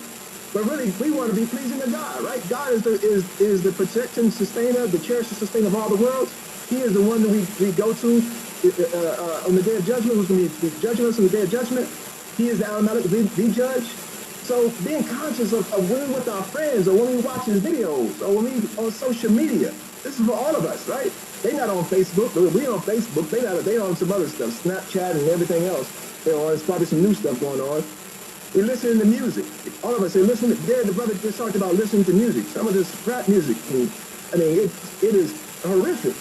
I mean, and it is so bad that there used to be a saying that our grandparents would say about shaming the devil. The lyrics now are so bad that they would shame the devil. The lyrics are there was a song that came out about 5 years ago. It was called, they subtitled kind of Represent, but it was Molly Percocet. They were talking about putting, like, drugging a woman. Percocet. It's drugging a woman so they can have sex with her. 50 Cent had a song, his most famous song about In the Club. He's talking about giving her X. He said, I'm into, and this is all about brothers here. I'm into sex, not into making love. I want to give her some X so I can get groupie love. Right? This is the message that is subliminally coming into our mind, into our young people's mind, right? There's some stuff that I've heard my son has shared with me, and we shake our heads. We kind of laugh because it's so shameful. But this is the message that's seeping into the minds of our young people. So the reminder here is to keep God. Is this something that God would be pleased with? right? Is this something that God would turn his back and say, oh, that we all know, we kind of do the astaghfirullah police, right? As the brother just said, right? We all know this is not right. So this is our opportunity to think, be conscious of God. Well, no matter what we're doing, we ride in our cars, when we listening to music, we're in our homes, we're living with our friends, we hanging out, we going wherever, we playing video games. There's a lot of things, we Twitch and everything else, you're playing video games, watching. Yeah, it's just something that God wants for us. Secondly, ask Almighty Allah for help. I've been stressing this because I'm talking to myself. Right? We have remedies for everything. We're trying to complete things, but ask God for help. Allah has 99 beautiful names. 99 beautiful names. Turn to him and ask him in that name. You say, in the name of Allah, in the name of that beautiful attribute. Ask him for help. Ask him with sincerity, right? Religion is sincere. Ask God for his help. If you want to be healed, you say, oh, I'm turning to Ash-Shaheed. Please heal me, right? Because he is the healer. I need provision. I need some money. I need something to provide for me and my family. Turn to Al-Razak. That's all. That's a name for Almighty Allah. Turn to Al-Alim. You need knowledge. You're studying for tests. You're in classes. You're in school. You're trying to remember things for your quiz and your tests and your homework or whatever else you're trying to do to learn. Turn to Al-Alim. He is the knowledgeable one. He is the all-knowing. Turn to God and ask for help with sincerity. You may not know the Arabic. You know this in your sincere heart, in your sincere mind. Ask God for help. Seeking him, beg him for assistance if you have to. Beg him, like, Allah, help me. Like, look, these, and no sisters in the room, right? Jabril, any sisters in the room? No. Okay, all right. These big butt girls on Instagram, right? Allah, help me. Put my mind in a better place, Allah. Because that's what they are. They are on these social media sites, searching for likes. And we just scrolling through. We scrolling through. Our young people, they scrolling through, seeing them on there. Right? Ask for Allah for protection from that. That's the Shaitan trying to whisper to them, to us, to all of us. Thirdly, seek out help from your brothers. Whether they're younger, they're older, especially the older ones. That's why I'm so pleased that Mecca is providing this forum today. Many of the brothers will provide advice freely. Our brothers have experiences. No one is perfect. We've all made mistakes in our lives. We've learned from the mistakes. And hopefully we're able to contribute something of value. But respect the knowledge of the people in the community. The brothers, that's what they're there for. Again, the new edition, so they said we search for answers to our questions. We're looking for the answers, right? And mistakes. He said the mistakes we learn to gather wisdom. These are the things that change boys to men, right? And he said, and wisdom helps us keep our responsibility, right? We got to be wise to be responsible, right? We want to be wise. So search through your brothers. Get your help from them. Fourth, read. We don't need to talk about that too much because I know it's been stressed, education. Learn the religion. But here's what I want to emphasize to young people. Ask questions. Be as Abraham was in his nature. Ask intelligent questions. And I know Ibrahim, I heard Ibrahim was there, and I know he asked the question. He always asked really good questions. Hassan used to ask questions. He asked my brother when we were young, he said, where does the sun go at night? We have to think. But ask intelligent questions that you struggle with. Ask questions that may be in scripture. And inshallah, someone can provide some good, sound Islamic advice for you, right? When Allah says in the Quran that in talks of alcohol and gambling, there's some good in them, but there's more bad than good, so stay away from them. Like, why is that? Why does Allah want us to stay from alcohol and gambling? And we don't have time to go through that today, but it's being pushed to us. Alcohol. And all the young people. Alcohol. Gambling is big now. Gambling is everywhere. They're spending big money. We got commercials with Jamie Foxx and Holly Berry and all the big name stars are talking about this gambling you can do on your phone now.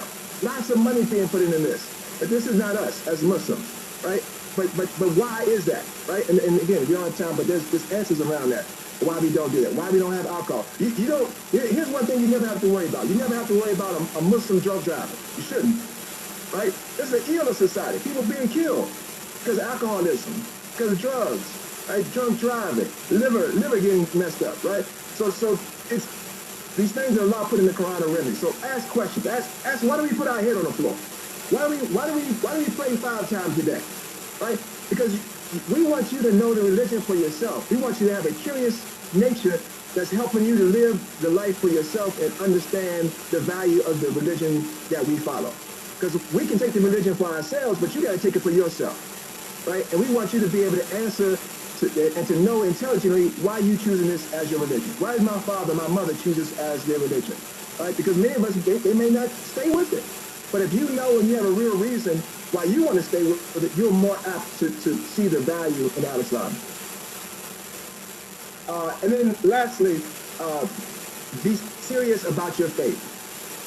Be serious about your faith. And I don't mean in religious rituals. I mean by having real faith in Almighty Allah. Right? Why do we have faith? Why do we turn to Him? Right? As a means of protection, as a means from the big Satan and the little Satans that's whispering in your ear, always whispering.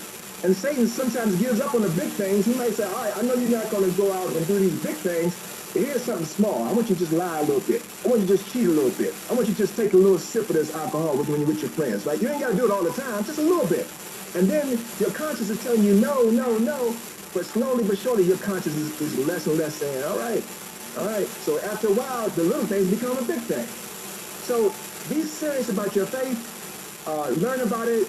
Keep it as a means of protection from you being corrupt, from you being, Satan acts through man. So we act as devils. So the Satan comes to us. It's not a strange thing. We act in devilish ways. We become the shaitan. We can become. Inshallah, we not. We ask for Allah's protection against shaitan. We say, A'udhu billahi minash shaitanir rajim. We don't want to become those devils. We don't want to have those devilish ways. Or we have to ask Allah for help for that. But being serious about your faith, but the second part of that is also have good, clean, halal fun. Right? You're young, you learn.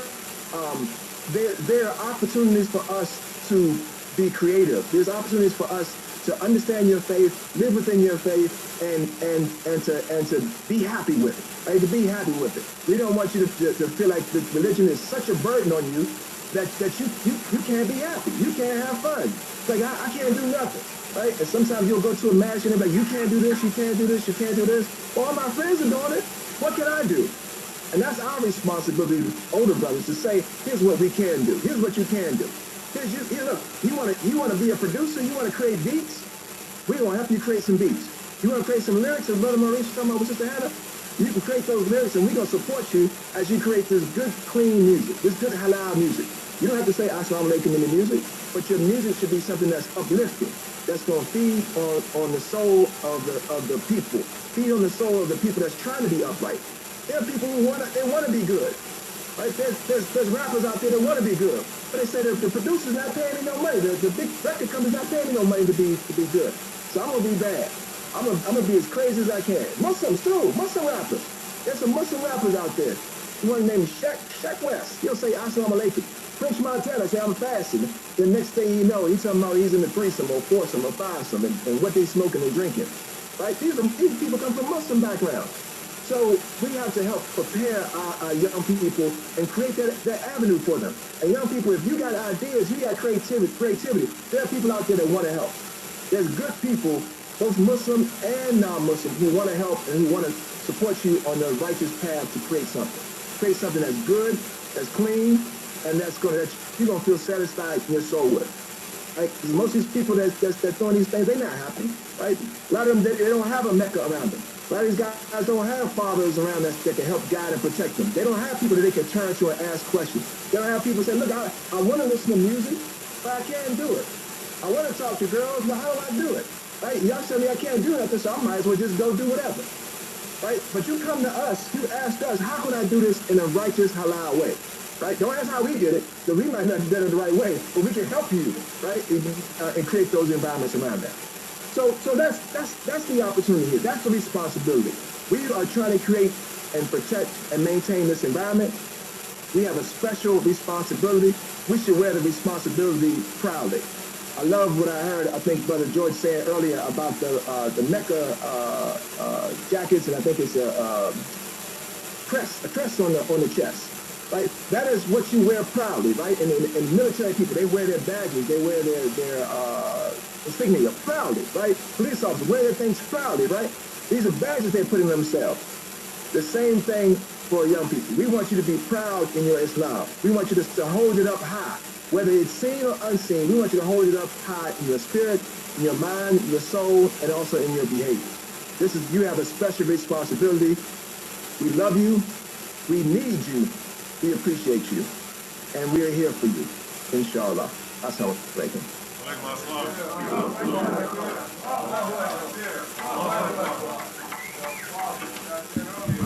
I'm talking to you young folks right now. Wherever you go, remember, wherever you go, young people, you the leader.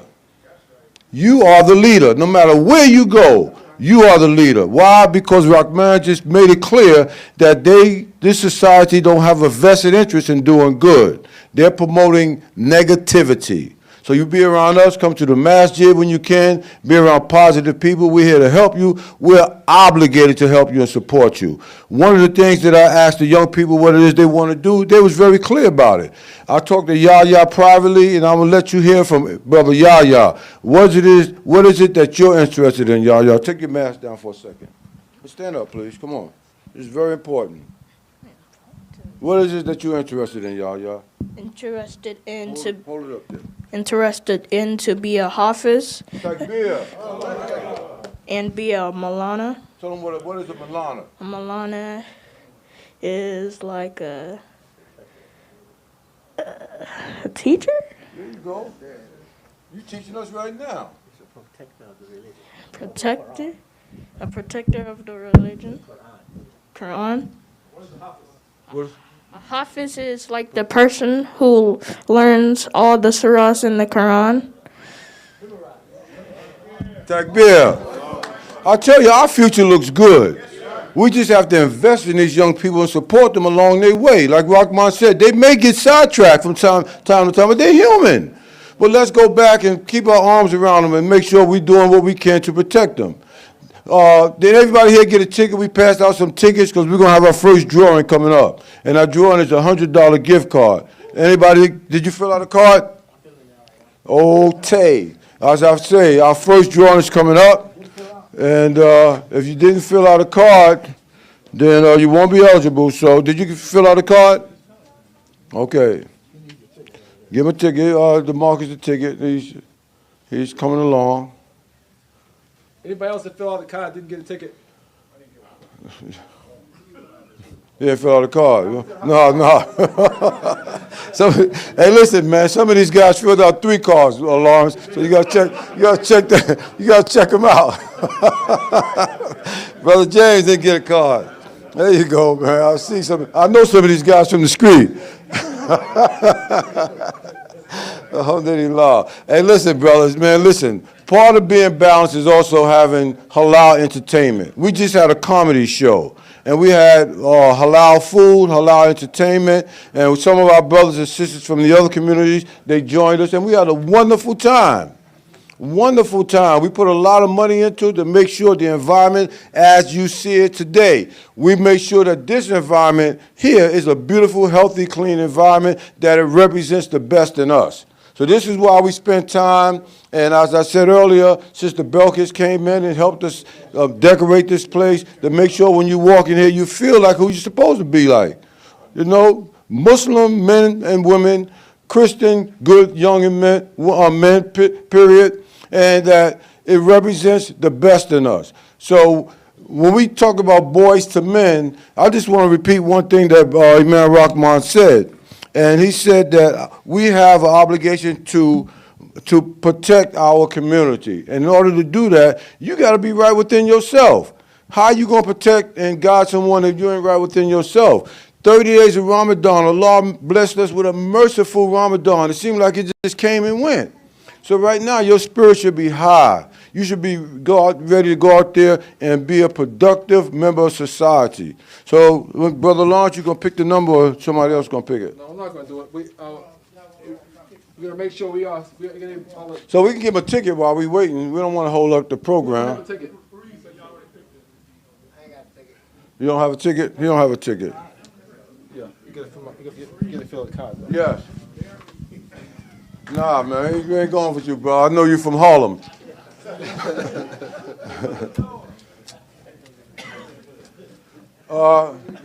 Where's our young Hafiz?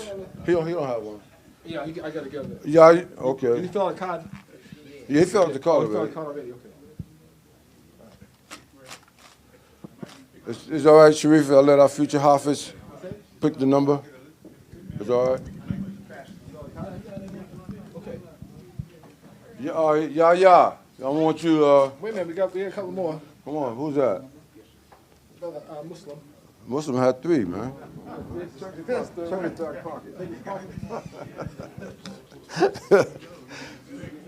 1 second, yeah. And while we waiting, what's your name, young fella?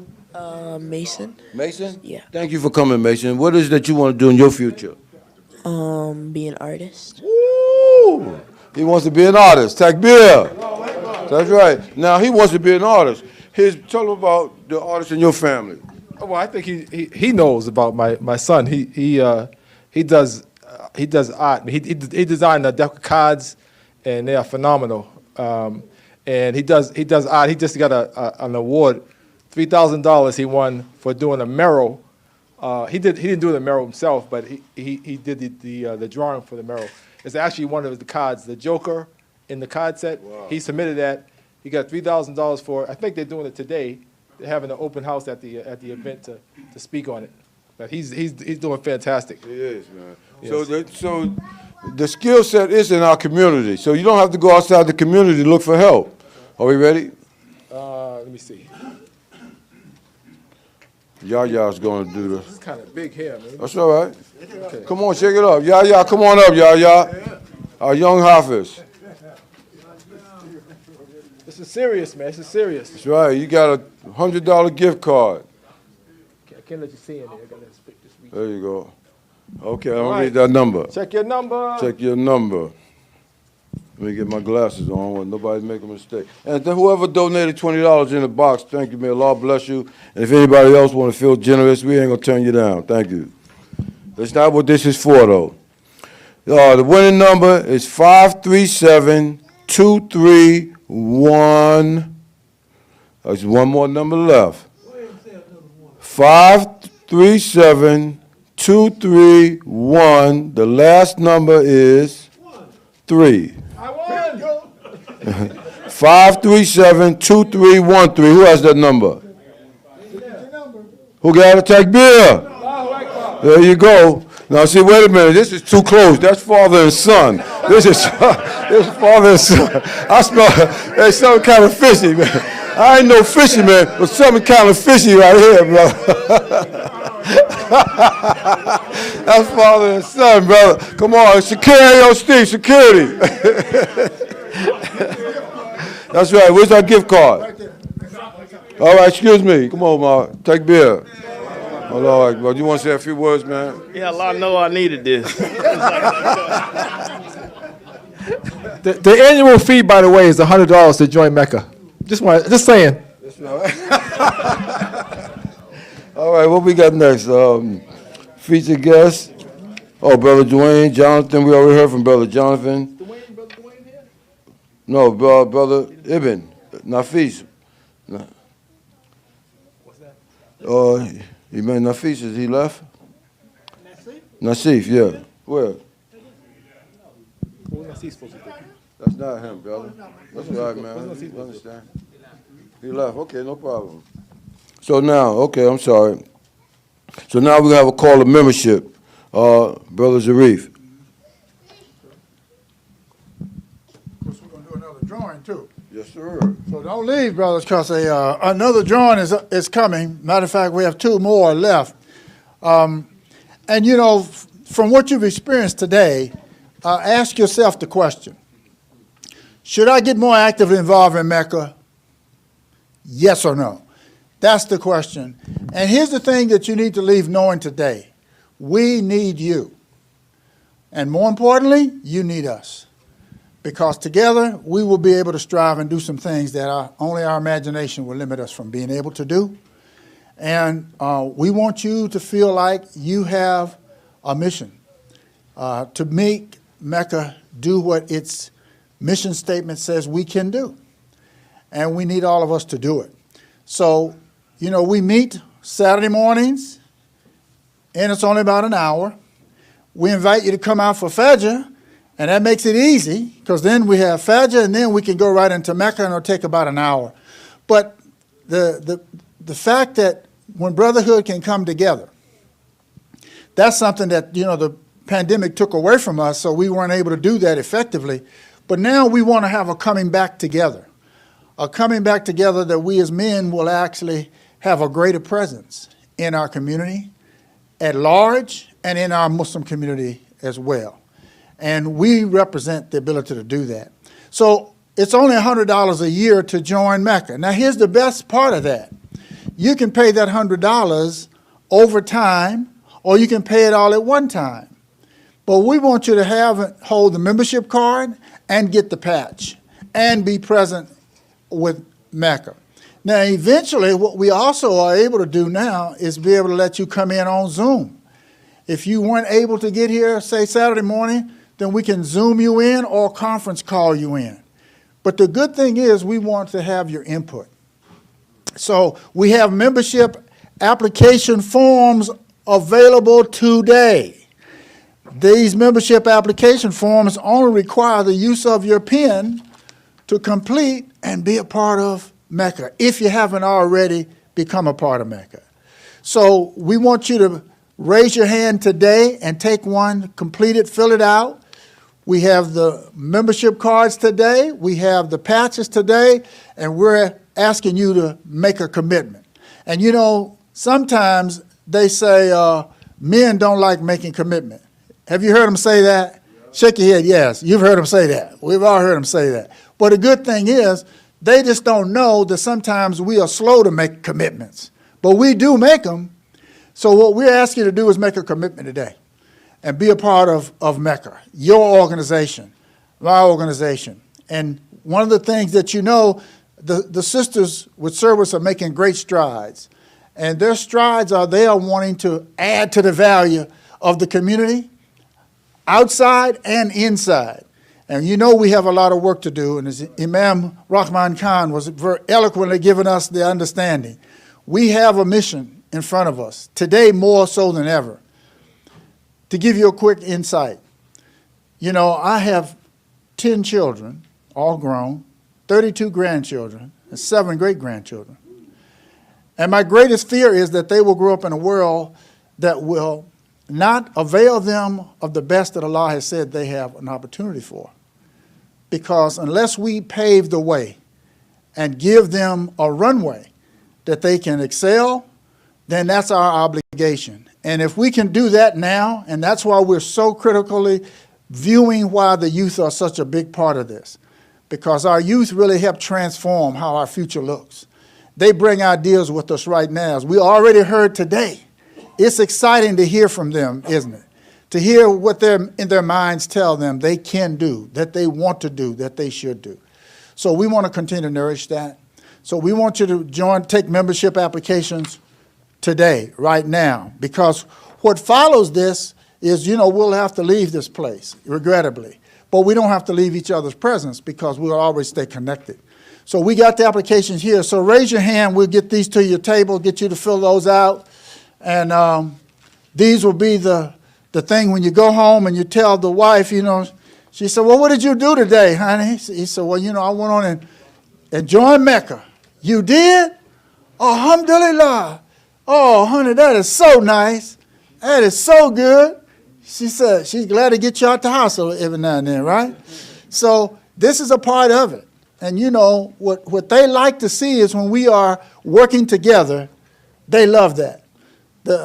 And, you know, you see when our sisters came in and helped us put this together today, because, you know, we couldn't do this all by ourselves. you know, because, you know, we sit on orange crates and that's all we need to do, just be sit down, right? They said, no, you can't do it like that, brother. You got to have things done right. So they've been able to make us look better than we really are, and we thank and love them for that. So, you know, this call to membership is for you and I to become active members with Mecca and grow it and invite others to join us and get our hands into the work. We appreciate your input today and all that you've been able to share with us and allow us to see and understand that more so than ever, we really need and value your presence with us. So as I step away, we still have, if you need to ask questions or any details, we're here for that. Doesn't Mecca have a festival there at the park? That's coming up June 18th. Let's Park in Concord. Beautiful park. Yes. So family, friends, you know, we have food. We have it's something to do for everybody. Just bring your positive spirit and invite people out. Let them see how we live. Right. So I just have a few things to say. One thing, a brother asked me, do you have to be a member? You have to be a Muslim to be a member of Mecca. And the answer is no. We're looking for, in fact, you are a Muslim, because a Muslim just means you're upright and striving for what is good. So we don't have no problem with anyone becoming a part of our community as long as they're positive and upright. So yes, you're very welcome. And we're trying to build men to support our youth, period. So I wanted to say that, and I'm going to tell a little story. I think I got a few minutes because brother, who was one of the speakers, didn't make it today, so I'm going to fill the gap a little bit here. All right, so just want to tell a little bit about myself. I grew up in the projects, and we were poor. I have 5 brothers and 2 sisters. I lost 2 of my brothers, but 2 of my brothers were Muslim, right? And one of them is still Muslim today. One of them passed away. But when they used to come around, I used to hide from them. I'm serious. I used to hide from them because there's some things that was taught they just couldn't accept. So when they came around, I just hide. And I think that's a normal for youth when they don't understand what's going on. But I had no idea what I wanted to do in life. Growing up, my older brother was a carpenter, so I said, well, let me check out carpentry. So I went to trade school, and I learned cabinet making, so I can make coffee tables and so forth. So I learned a skill, and it's very important to have a skill, because no matter what, you can make money. So going forward, I worked 13 years in construction, and then I got on the transit system. And when I say construction, I worked in high-rise buildings. Some of the tall buildings downtown, 40, 50 stories high, I worked in. So, man, my wife used to cry because I used to freeze, man, and my hands were frozen trying to work. But you know, you have children, man, you got to do what you got to do. So after 13 years, I was able to get on the transit system, which is a lot better in terms of work. So the transit system was it's called the T in Boston. We had people that we hired. They had people that they hired in the different trades. They had the carpenters, electricians, and so forth. So I was a sheet metal worker, and they were looking for minorities. And that's how I got in the trade, by the way, because I was a minority, and they shut us out. The unions had shut us out. And the government forced them to hire us. So we brought, and some of the brothers that came in the group with me, they were on drugs, and they complained, they complained about the job. They were paying us a lot of money, and these guys were messing up, not coming to work, all kinds of stuff. And I'm saying, what's wrong with it? They got an opportunity to make all this money, and they're not coming to work. It's crazy. So anyways, the main point I wanted to make was, when I was working the transit system, I was working with, I met this Chinese brother who he worked with me at the T, but he had his own business on the side, and he used to install exhaust systems. Right? So he needed help, so he asked me if I would help him.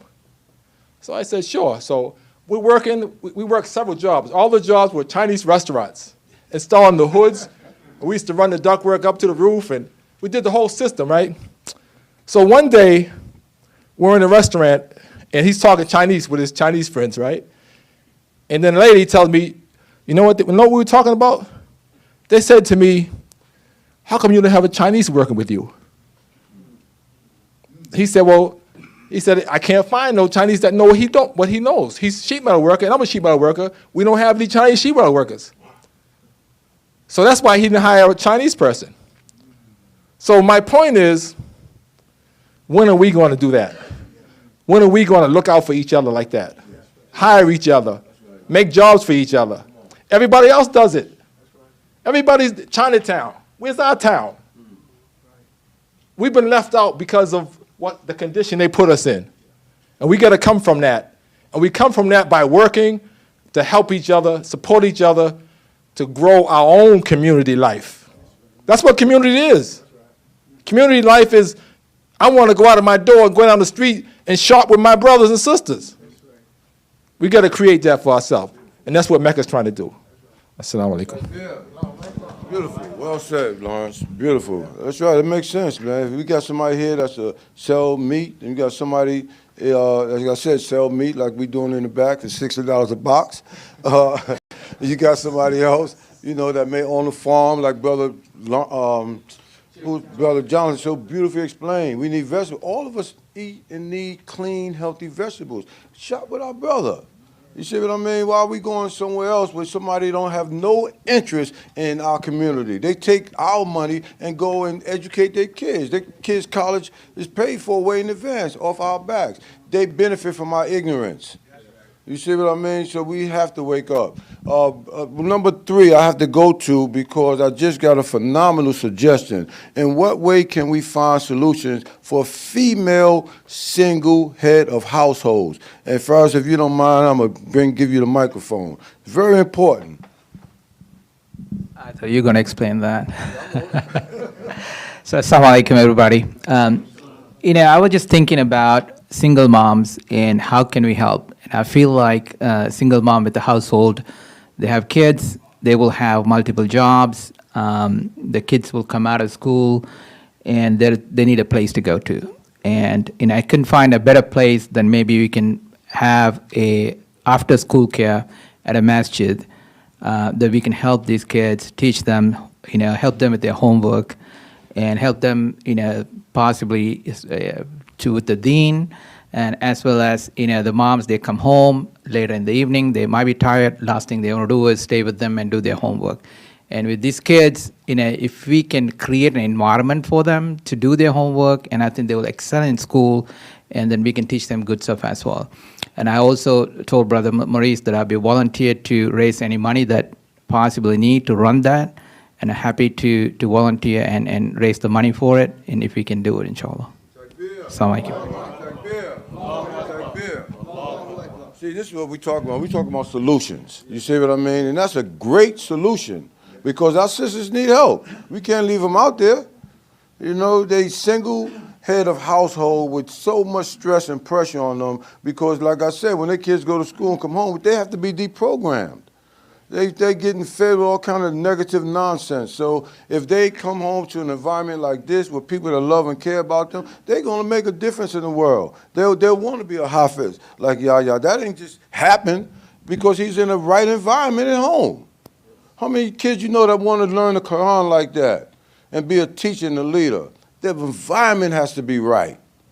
So here, what Brother Farris is suggesting is let's create that environment for other kids to do. And we have done that in the past. Imam Jibril, Imam Naeem, Imam Ibn, and some of the other teachers here at Masjid, Brother Warif, all of us have a vested interest in ensuring that when our kids come out, that they feel the love and, that they're learning Arabic and they're learning, English and they're learning how to socialize. This environment is healthy for that, Brother Kareem. Oh, yeah, I just wanted to say that when I first came, Assalamu alaikum. I just wanted to say when I first moved to Charlotte a few years ago, I'm also from Boston. I worked at the T as well as with, that Brother Lawrence is reference to. But I just wanted to say, when I came, I joined Mecca, and that the brothers of Mecca were very inviting, and that they looked at my situation as like I knew that I would not be able to commit time-wise with the requirements of time. But I don't know if this is still available, but I wanted to say that there's a separate membership that was allowed where you can just invest. And, you're like an honorary member where you can, when they have these type of functions, or usually Brother Wahab would let me know, and you have an opportunity to commit financially as a member to help as well if you believe in the cause of what they're doing. So it's not always just, if you're not able to show up, you can still contribute and help and support these type of events as a member as well. And then for the youth that spoke, I want to say that, alhamdulillah, I've seen a lot of things that I love about this community, this masjid, and I'm jealous of you because not everyone, I'm sure there's some of us, like my brother said, that grew up Muslim and Sister Claire Muhammad School, but I can't recall having an opportunity when someone's ever said to me, what do you want to do? It's always been with the older brothers said, we're going to go to the Boston Science Museum. Boring. And it's like, I didn't want to do that. No one really asked us, what do you want to do? But there's also, what work are you going to do to get that benefit of what you want to do? So that's all I want to say. Excellent, Kareem. Thank you. Yeah, that's excellent, very excellent point. And so now we're going to have our second drawing coming up. That's Ibrahim. Ibrahim, are you here? Come on up, Ibrahim, right quick. Shake it up. Now, now listen, if you pick your dads, it's going to be... We know. All right, let me read that number. Okay. 537-230.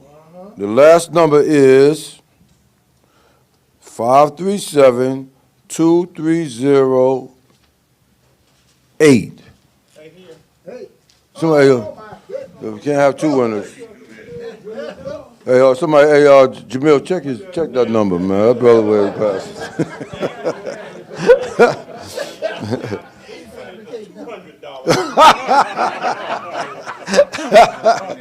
Now, if you want. That's right. That's right, man. There you go. We know he wears glasses. He ain't got them glasses on. That's it, man. He's a man. Yes, sir. Yeah, that's all right, good. I got a 3. So what's we gonna do? That's all right. That's all right. Come on. That's right. Oh, he switched it up on us, y'all, in his own handwriting. I tell you, gotta watch these guys, man. So, Fareed, alhamdulillah, we thank you. You are the winner, eligible winner. What is it now? It's a $100 gift card. If you want to redonate it back, it's all right, too. I thought it was a CD. Yeah, nah, you got a $100 gift card, brother. We ain't cheap here. This is, we rolling, man. Listen, I want to donate it back to Mecca because... Takbir. Allahu Akbar. There you go. Thank you, brother. That's right. That's right. You could, beautiful. Thank you, man. Alhamdulillah. So, brothers, I hope y'all really feeling what we're trying to do here. More importantly, we just want you to understand that we have a mission here, and we need teamwork in order to get it done. Next, brother, let me see, closing remarks, but we still have another drawing to do, right? Okay. Okay. What's it?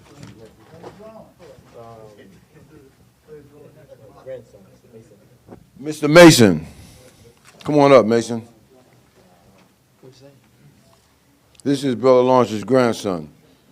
Now, if you pick your grandfather, also, we're going to know something's up. Oh, wait, no, hold up. Put it back in there for 1 minute. Like Lawrence said earlier, I got to shake it up and then put it over your head. Go ahead, you can pick it now. You read the number. 537-2311. Say it one more time. No, it can't be. One more time. 537-2311. Okay, check your numbers. Check your numbers. Nah, man. Somebody before they left gave me their card. Let me make sure that this is not the one that they gave me. Check that number, man. Hand me his card, Mason, please. Go get that card from that brother, man. He's another brother from the west side of Charlotte. You understand what I'm saying? Another brother from the west side of Charlotte. 537-2311. Boy, some stuff going on up in here. I tell you. Oh, I'm telling you. There you go. I know you ain't donating yours back, bro. I know. Congratulations. That's up. There you go. That's right. That's right. So, I want to do a couple of quick introductions while we're here. I want to give our brother here the microphone, introduce himself. There you go. Assalamu alaikum. Assalamu alaikum, rahmatullahi wa barakatuh. My name is Brother James Muhammad. I'm the student captain of Muhammad's Mosque number 36. I also have a Young Saviors Academy program where I have youth from 6 to 16. Also executive director of CERT training, which is Community Emergency Response Training. Anybody can get it. It's part of FEMA. That's basically it. I'm here with my son. My son has his own podcast, if you want to know that. He's supposed to be in the 3rd grade, but he's on a 5th grade level right now. So, so I just got his allergies are acting up. He doesn't have COVID, guys, but his allergies are acting up. So, thank you. Assalamu alaikum. Listen, bro, Takbir.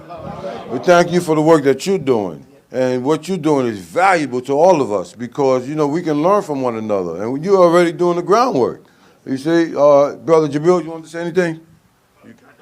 Okay, Imam Khalil, when you're ready, just let us know. And we're going to close out in a few minutes. But hold on 1 second. Yes, sir. I will say this. Excuse me, y'all. And I think we should all hear this. The last time Imam Muhammad came here, we took a ride with him downtown. And he mentioned the womb that bore us. And he said that we should, of all the groups that we work with, don't forget to work with the Nation of Islam. So I just wanted to make that plain, you know, because most of us came from that womb. And so Imam Muhammad was very, very sincere, and he wanted us very much so to hold on to a lot of the good things that we had in the Nation of Islam. So we have to understand, he emphasized it. Something, don't give up. Now, yes, we believe that we evolved. You know, I could get up there and talk to you all for 2 hours about some of the things in the Nation of Islam. I was a captain, et cetera, et cetera. But it's not necessary now. You know, but I just want to make that plain to us, okay? Thank you very much. And, you know, we have a summit coming up. And I'll really ask Brother Ibn to talk about our summit. Assalamu alaikum.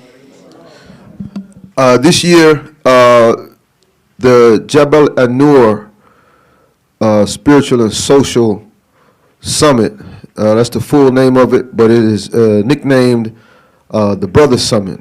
It's a men's-only summit, and we go up to the mountains for 2 nights where we develop our closeness as Muslim brothers together. So that type of relationship where you foster the friendship and brotherhood as Muslims, that develops into other things where we are more willing to work together. We see each other's faces, and we're eager to work together and to communicate with each other when we know each other better. So inshallah, this year, the Brother Summit is going to be July 22nd to the 24th. Registration is open now. There's only 30 slots for the Brother Summit. This year will be the 3rd Brother Summit that we've had. Last year was our 2nd one. The first one was in 2019. If it weren't for COVID, this would be the 4th one, but this is the 3rd Brother Summit. Inshallah, it is $175 to register for the Brother Summit. This year is going to be in a home in Boone, North Carolina. If you've been up to the mountains, it's a 2-hour drive from Charlotte. The best thing I can tell you, if you want to know how the Brother Summit is, ask one of the brothers that have been to the Brother Summit before. If you've been to a Brother Summit before, can you raise your hand? You can go to any of the brothers that have been to a Brother Summit before, ask them how it was, what benefit comes from it, and to register. I don't have registration forms with me now. However, in the trophy case, there's a QR code on the flyer. If you use your phone, you can go to the registration website through Eventbrite and get more information about the Brothers Summit, inshallah. Assalamu alaikum. Yeah, we're not staying in the woods, so don't get the impression because we're in the mountains, we're in the woods. We were in a mansion, man. This place was so beautiful. We had indoor, I mean, everybody had a terrace basically on their bedroom. Phenomenal. We had an opportunity to have a fireside chat with our youth, and the young men that was talked about their challenges and their experiences. And one brother, remember Brother Lawrence? It was Brother Kadri, right? He said, give us a quick story. I don't think I can remember it. Yeah, Brother Kadri came, and he said he was reluctant to come. He's I think he was a junior or a senior in college. Yes. He said he was reluctant to come, but his father kind of dragged him along. And when we had the campsite, the fireside chat, we went around the room and everybody was explaining how they came into Islam, and everybody had different ways of how they came in. And he said that experience, because he said, I was ready to leave Islam, but he said that experience made me think twice about leaving Islam. So it made him think twice because he was able to talk with us and hear our stories, and we had all kinds of stories. And you got to listen to our stories sometimes. Our history is phenomenal. What we had to go through to become a part of this religion, and sometimes when you have the best, people don't see it. People don't see it. They don't see the beginning stages of something that's great, and that's what this is. This is the beginning stages of something that's great, and we think that the world is so big and great, but it's just a matter of time before the light is already on. Our leader said the light is on. The light is on, and as we see, this society the worst is coming up to the top. The worst is coming to the top. You can see that the most devious people are getting recognition because they're trying to hold on to the idea of this racist society that they developed, and they use religion to develop it. But we're gonna knock it down. If we don't do it, our youth are going to do it. But it's going to get done. So, and I was happy to hear that Kadri said, what he said was that, this woke him up. Because a lot of times we don't get a chance to spend time with each other. And he gave us the time. He came up there and spent that 2 days in the mountain with us. No interruptions. Changed his life. Yes. And one of his interests was that he wanted to be a barber. So I hooked him up with our brother here that's a barber, Bernard the Barber. Encouraged him to go to school. What is Kadri doing today? The reason he's not here, because he's at this barber shop working.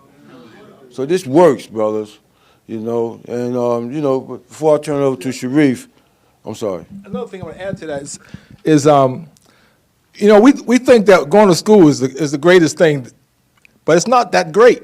You come out of school, come out of college with a huge debt. We got to think about that. We come out of college with a huge debt. And I've worked with several people who went to college, and when they had a hard time, they were fortunate enough to have a relative to get them in the trade. So they were making good money in the trade and paying off their school debt, and they wasn't using what they went to school for. But they still had this debt. So I just want to share that. Okay. Oh, now I'm going to bring up our chairman again, and somebody can answer their phone. I don't know, that may be yours, Lawrence. And if you, some of you brothers I seen, most of y'all are driving. I see a few dings in your car. We got a brother here that fixes dings in the car, Brother James. He has his own mechanic shop, so if you need your car done and done right, got a brother right here in the audience. Raise your hand, Brother James, I can see who you are. There you go, man. Matter of fact, he fixed cars, trucks, and I even took a tricycle down there for him to. My man, thanks, brother. Yeah. Assalamu alaikum. A lot of good points were brought out here today, and I'd like to just briefly go over them, like vocational trades. Yeah, college is just not for everybody. We need those vocational trades. We had, when I was in high school here in Charlotte, we had vocational trades in about every school, especially at Second Ward, where the school I went to had brick mason, auto mechanics, you name it.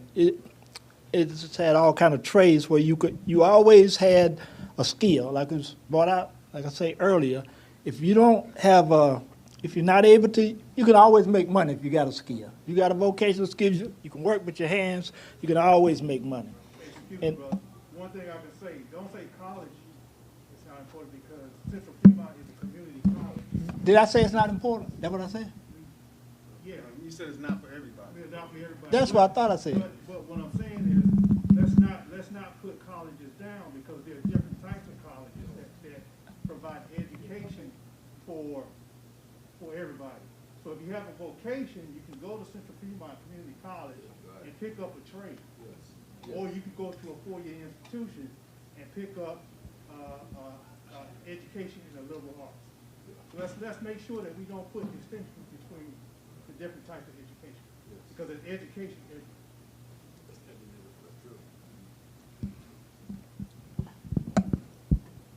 You done? You finished? Okay, and we all, it said, we want you to be leaders. That was brought out also, instead of followers. Because most of us, when we feel this peer pressure, we go out among our friends and stuff, we follow their lead instead of us walking in, us joining the group and putting in our perspective. And I think it was also brought out about supporting each other. That's something that we need to do because we have, most of the time, I don't know what it is, we find some kind of excuse not to support each other. We'll take our money elsewhere. And I think this is something that we need to stop. And we were talking about NASCAR. We took the children out to NASCAR for, to show them what it was all about. But that NASCAR started right here in North Carolina with these bootleggers making moonshine, and the state patrol chased them up and down the highway. That's how NASCAR got started here in North Carolina. And so at this time, the questions on the board, I had some consultation with Imam Khalil on answers for these questions. And if you give me a few minutes, I'd like to go over those answers. Those answers were from the perspective of the Imam. Yes.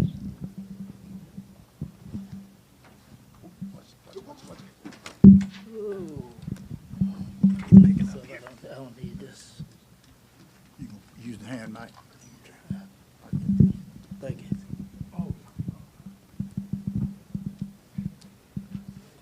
Okay, number one. In what ways could the men of Mecca impact Charlotte? My response to this question is that since Mecca as a committee established within Masjid, Masjid Ash-Shaheed is not autonomous or separate from the vision, mission, and goals of Masjid Ash-Shaheed. Like any committee existing within the Masjid structure must support its organizational goals. All of us, whether we are individuals or groups, are obligated by the dictates of the Holy Quran to obey Allah, His messenger, and those charged among us with authority, and not to go ahead of leadership. This means that your imam should always be consulted on matters that impact the masjid in relationship with the larger outside community. Mecca should support the imam in carrying out the duties of propagating al-Islam publicly. This is not to limit its purview of mobility, but its community outreach initiatives should not conflict with those of Masjid Ash-Shaheed. In short, Mecca is to function as a supporter and a designated committee of the imam by supporting needed institutions in our neighborhood and in the community, such as schools, hospitals, shelters for the homeless, and charity organizations. To support every healthy institution in the community, such as the fire department, law enforcement, and to assist in encouraging voting in a partisan way. Mecca should support the establishment of business, including African-American businesses, giving special attention to developing programs for our young people who represent our future. This should not be misconstrued to mean that Mecca should be micromanaged. It must have freedom to carry out its purpose without impediment. However, sure should be taken with the imam whenever deemed necessary, and particularly when it is working in the community. Are the members of Mecca educating the Muslim perspective on matters of today?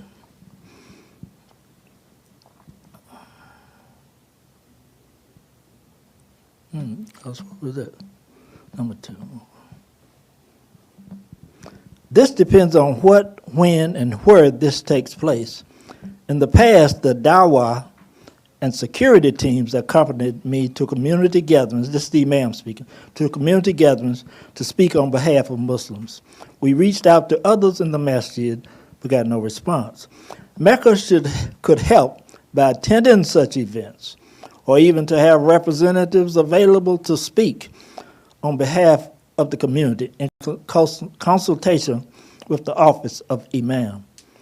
Our efforts have been hindered by the COVID virus. Hopefully, when we have our annual Dawah program again with Brother Norman Muhammad in our local Dawah efforts, Mecca will assist with manpower and programming. That may happen later this year or early next year. 3, what way can we find, what is Mecca's solution for female single households? I think Maurice gave a good perspective on it, but this is coming from the imam, my consultation with the imam. He's saying that Mecca should assist vows, which is a committee to vows that encourages people to get married and help them to find mates. So Mecca should assist vows in finding available men to be husbands.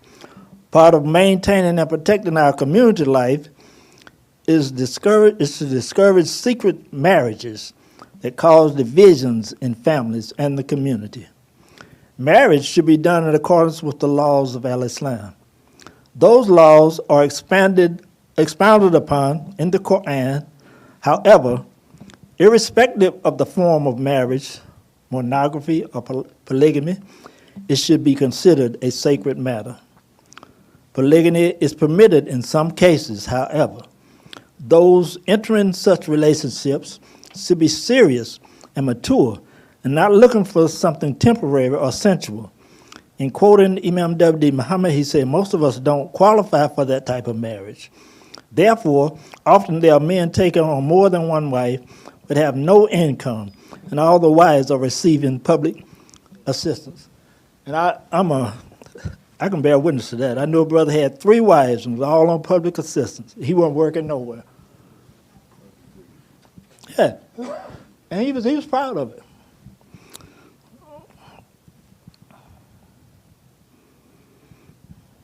Okay.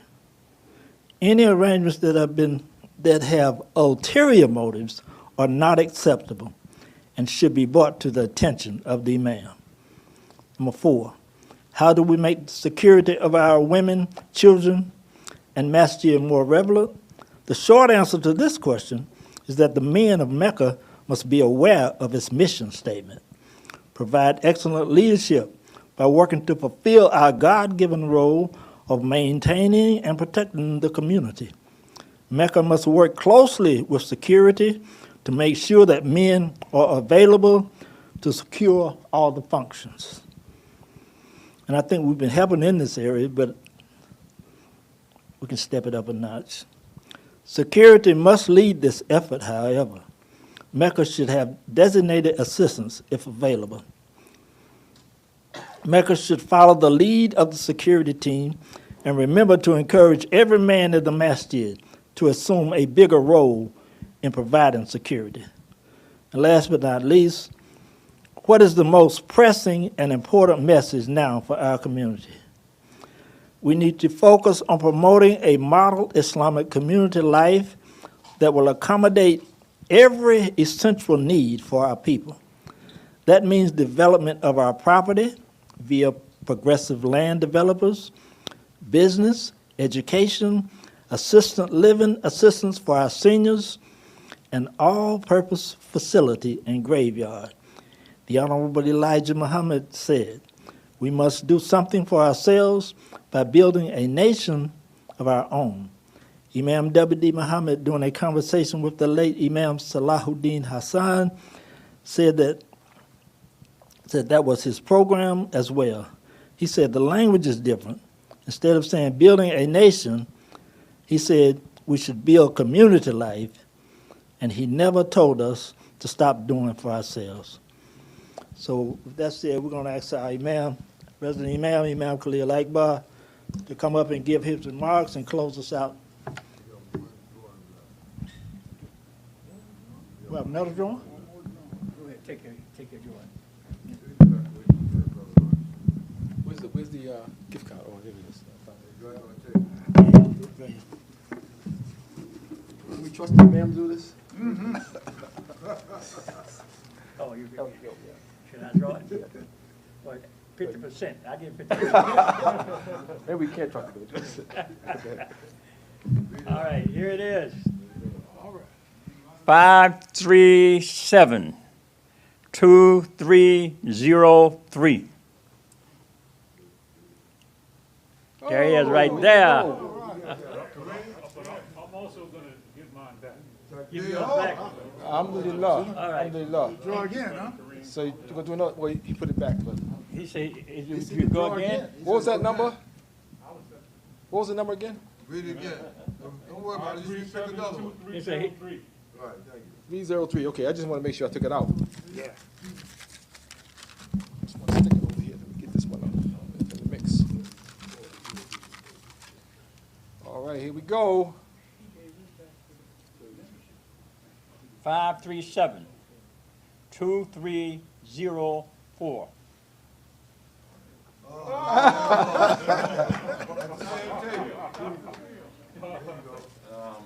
Is there anybody that wanted to be a member that wasn't able to afford to be a member here today? So, No. if there were, I'd like to keep it in Mecca for when someone comes along that is ready to, wants to be a member, that can pay for their membership. Wow, alhamdulillah. Allahu Akbar. Allahu Akbar. Alhamdulillah. That's a membership. Yes, that's a membership, right. Right. Alhamdulillah. Thank you. Kareem, brother Fareed, and Muhammad, thank y'all for your generosity. Yes. Your heart is in the right place. Alhamdulillah. Okay, we're going to let the Imam close out so we can get on with the rest of our day. Assalamu alaikum. With Allah's name, the merciful benefactor, the merciful redeemer, we witness that there is no God but Allah, and we witness that Muhammad is his servant and his messenger. Dear brothers, this has been an extraordinarily successful program. And I want to commend the leadership of Mecca and all of those who work with the leadership. This is a very, very important group. I recall years ago when the Imam, and I'm a historian, and I'm not going to talk long, the Imam gave the sisters a name. He also gave us a name. The sisters' name was Service, the Committee to Enhance the Role of Women in Society. The men organization was BAP. Remember that? Blight Arrest Pioneer Patrol. Sisters ran with theirs, but the men did nothing with BAP. So as the Imam continued to talk about, we need a man's group. We need men's group and we need women group. There's sometimes we have to get together with ourselves. Men have to get with men and women get with women. And this group, I think it can actually cover all of that. Blight, arrest, pioneer, patrol. That's a whole lot in it. And because blight come in many, many different forms. And it's all out there in the community. It's also here. So just think about it. Maybe we can get a subcommittee or something of that nature, you know, to work with something like that. And I think that you're already doing that anyway. You know, you're making certain that the youth are involved. That's a form of blight too, because they're being attracted by so many negative things. But I want to say to you all, it was an excellent program, and it is an example of what men can do, that we can do when we get together. No, we're not a micromanager. We try to encourage us to move forward and do the things that we know, that are necessary to advance this community. I see every committee in the Masjid as part of a body. We have a brain, we have a heart, and all these other systems. And they all should be in communication, because I think we're all about the same thing, and that is building the community life. You have a very excellent opportunity. You got property here, debt-free.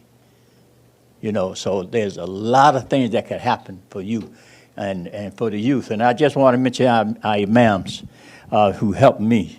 You know, I want you all to understand that these brothers do a great job. You all know I can go away for a month, 2 months, and the khutbah is going to be here on Friday, right? Very excellent. So I have to acknowledge them. Imam Ibn, Imam Jibril. I don't see Imam Naim or Imam Ibn Nasif. Or Imam Nasif. It's quite a few of us. So I have to always acknowledge them, you know, because they worked, and they were responsible for putting this technology to use. And it did keep us together, the Zoom, etc. And more so than most places. You know, when we had our Let's Get Acquainted pre-Ramadan meal, I saw people I'd never seen before. But they told me that they were part of this community. You know how that happened? It happened because of Zoom and because of that type thing. So praise be to Allah. Again, I want to commend all of you brothers, all the brothers in Mecca, please stand, who are already registered members. Now, all you brothers who are part of Mecca, everybody stand. Everybody. Men, elevating, cultivating community advancement. I think we're all about that, right? So let us all stand and take a bow. All right. Thanks to Allah for this meeting, and the food was excellent. The brothers always do a good job. The program coordination was good. All of you all had something to say, and that's important. And I want you all to know, as I make my last remarks, he did that. He sent me those questions as in consultation, you know, and so I answered them, but from my perspective as an imam, you know, so you understand that, you know. So, and I think whatever I said really fits into what you're doing anyway. So I'm going to conclude. Is there any other comments, questions? If not, then we're going to conclude with a dua. Oh Allah, we seek your refuge from anxiety and grief. We seek your refuge from lack of strength and laziness. We seek your refuge from cowardice and godliness. And we seek your refuge from being overpowered by debt and the oppression of men. O Allah, suffice to us as what is lawful, and keep us from that which is prohibited, and with your grace make us free of want of what is beside thee. Ameen. Takbir.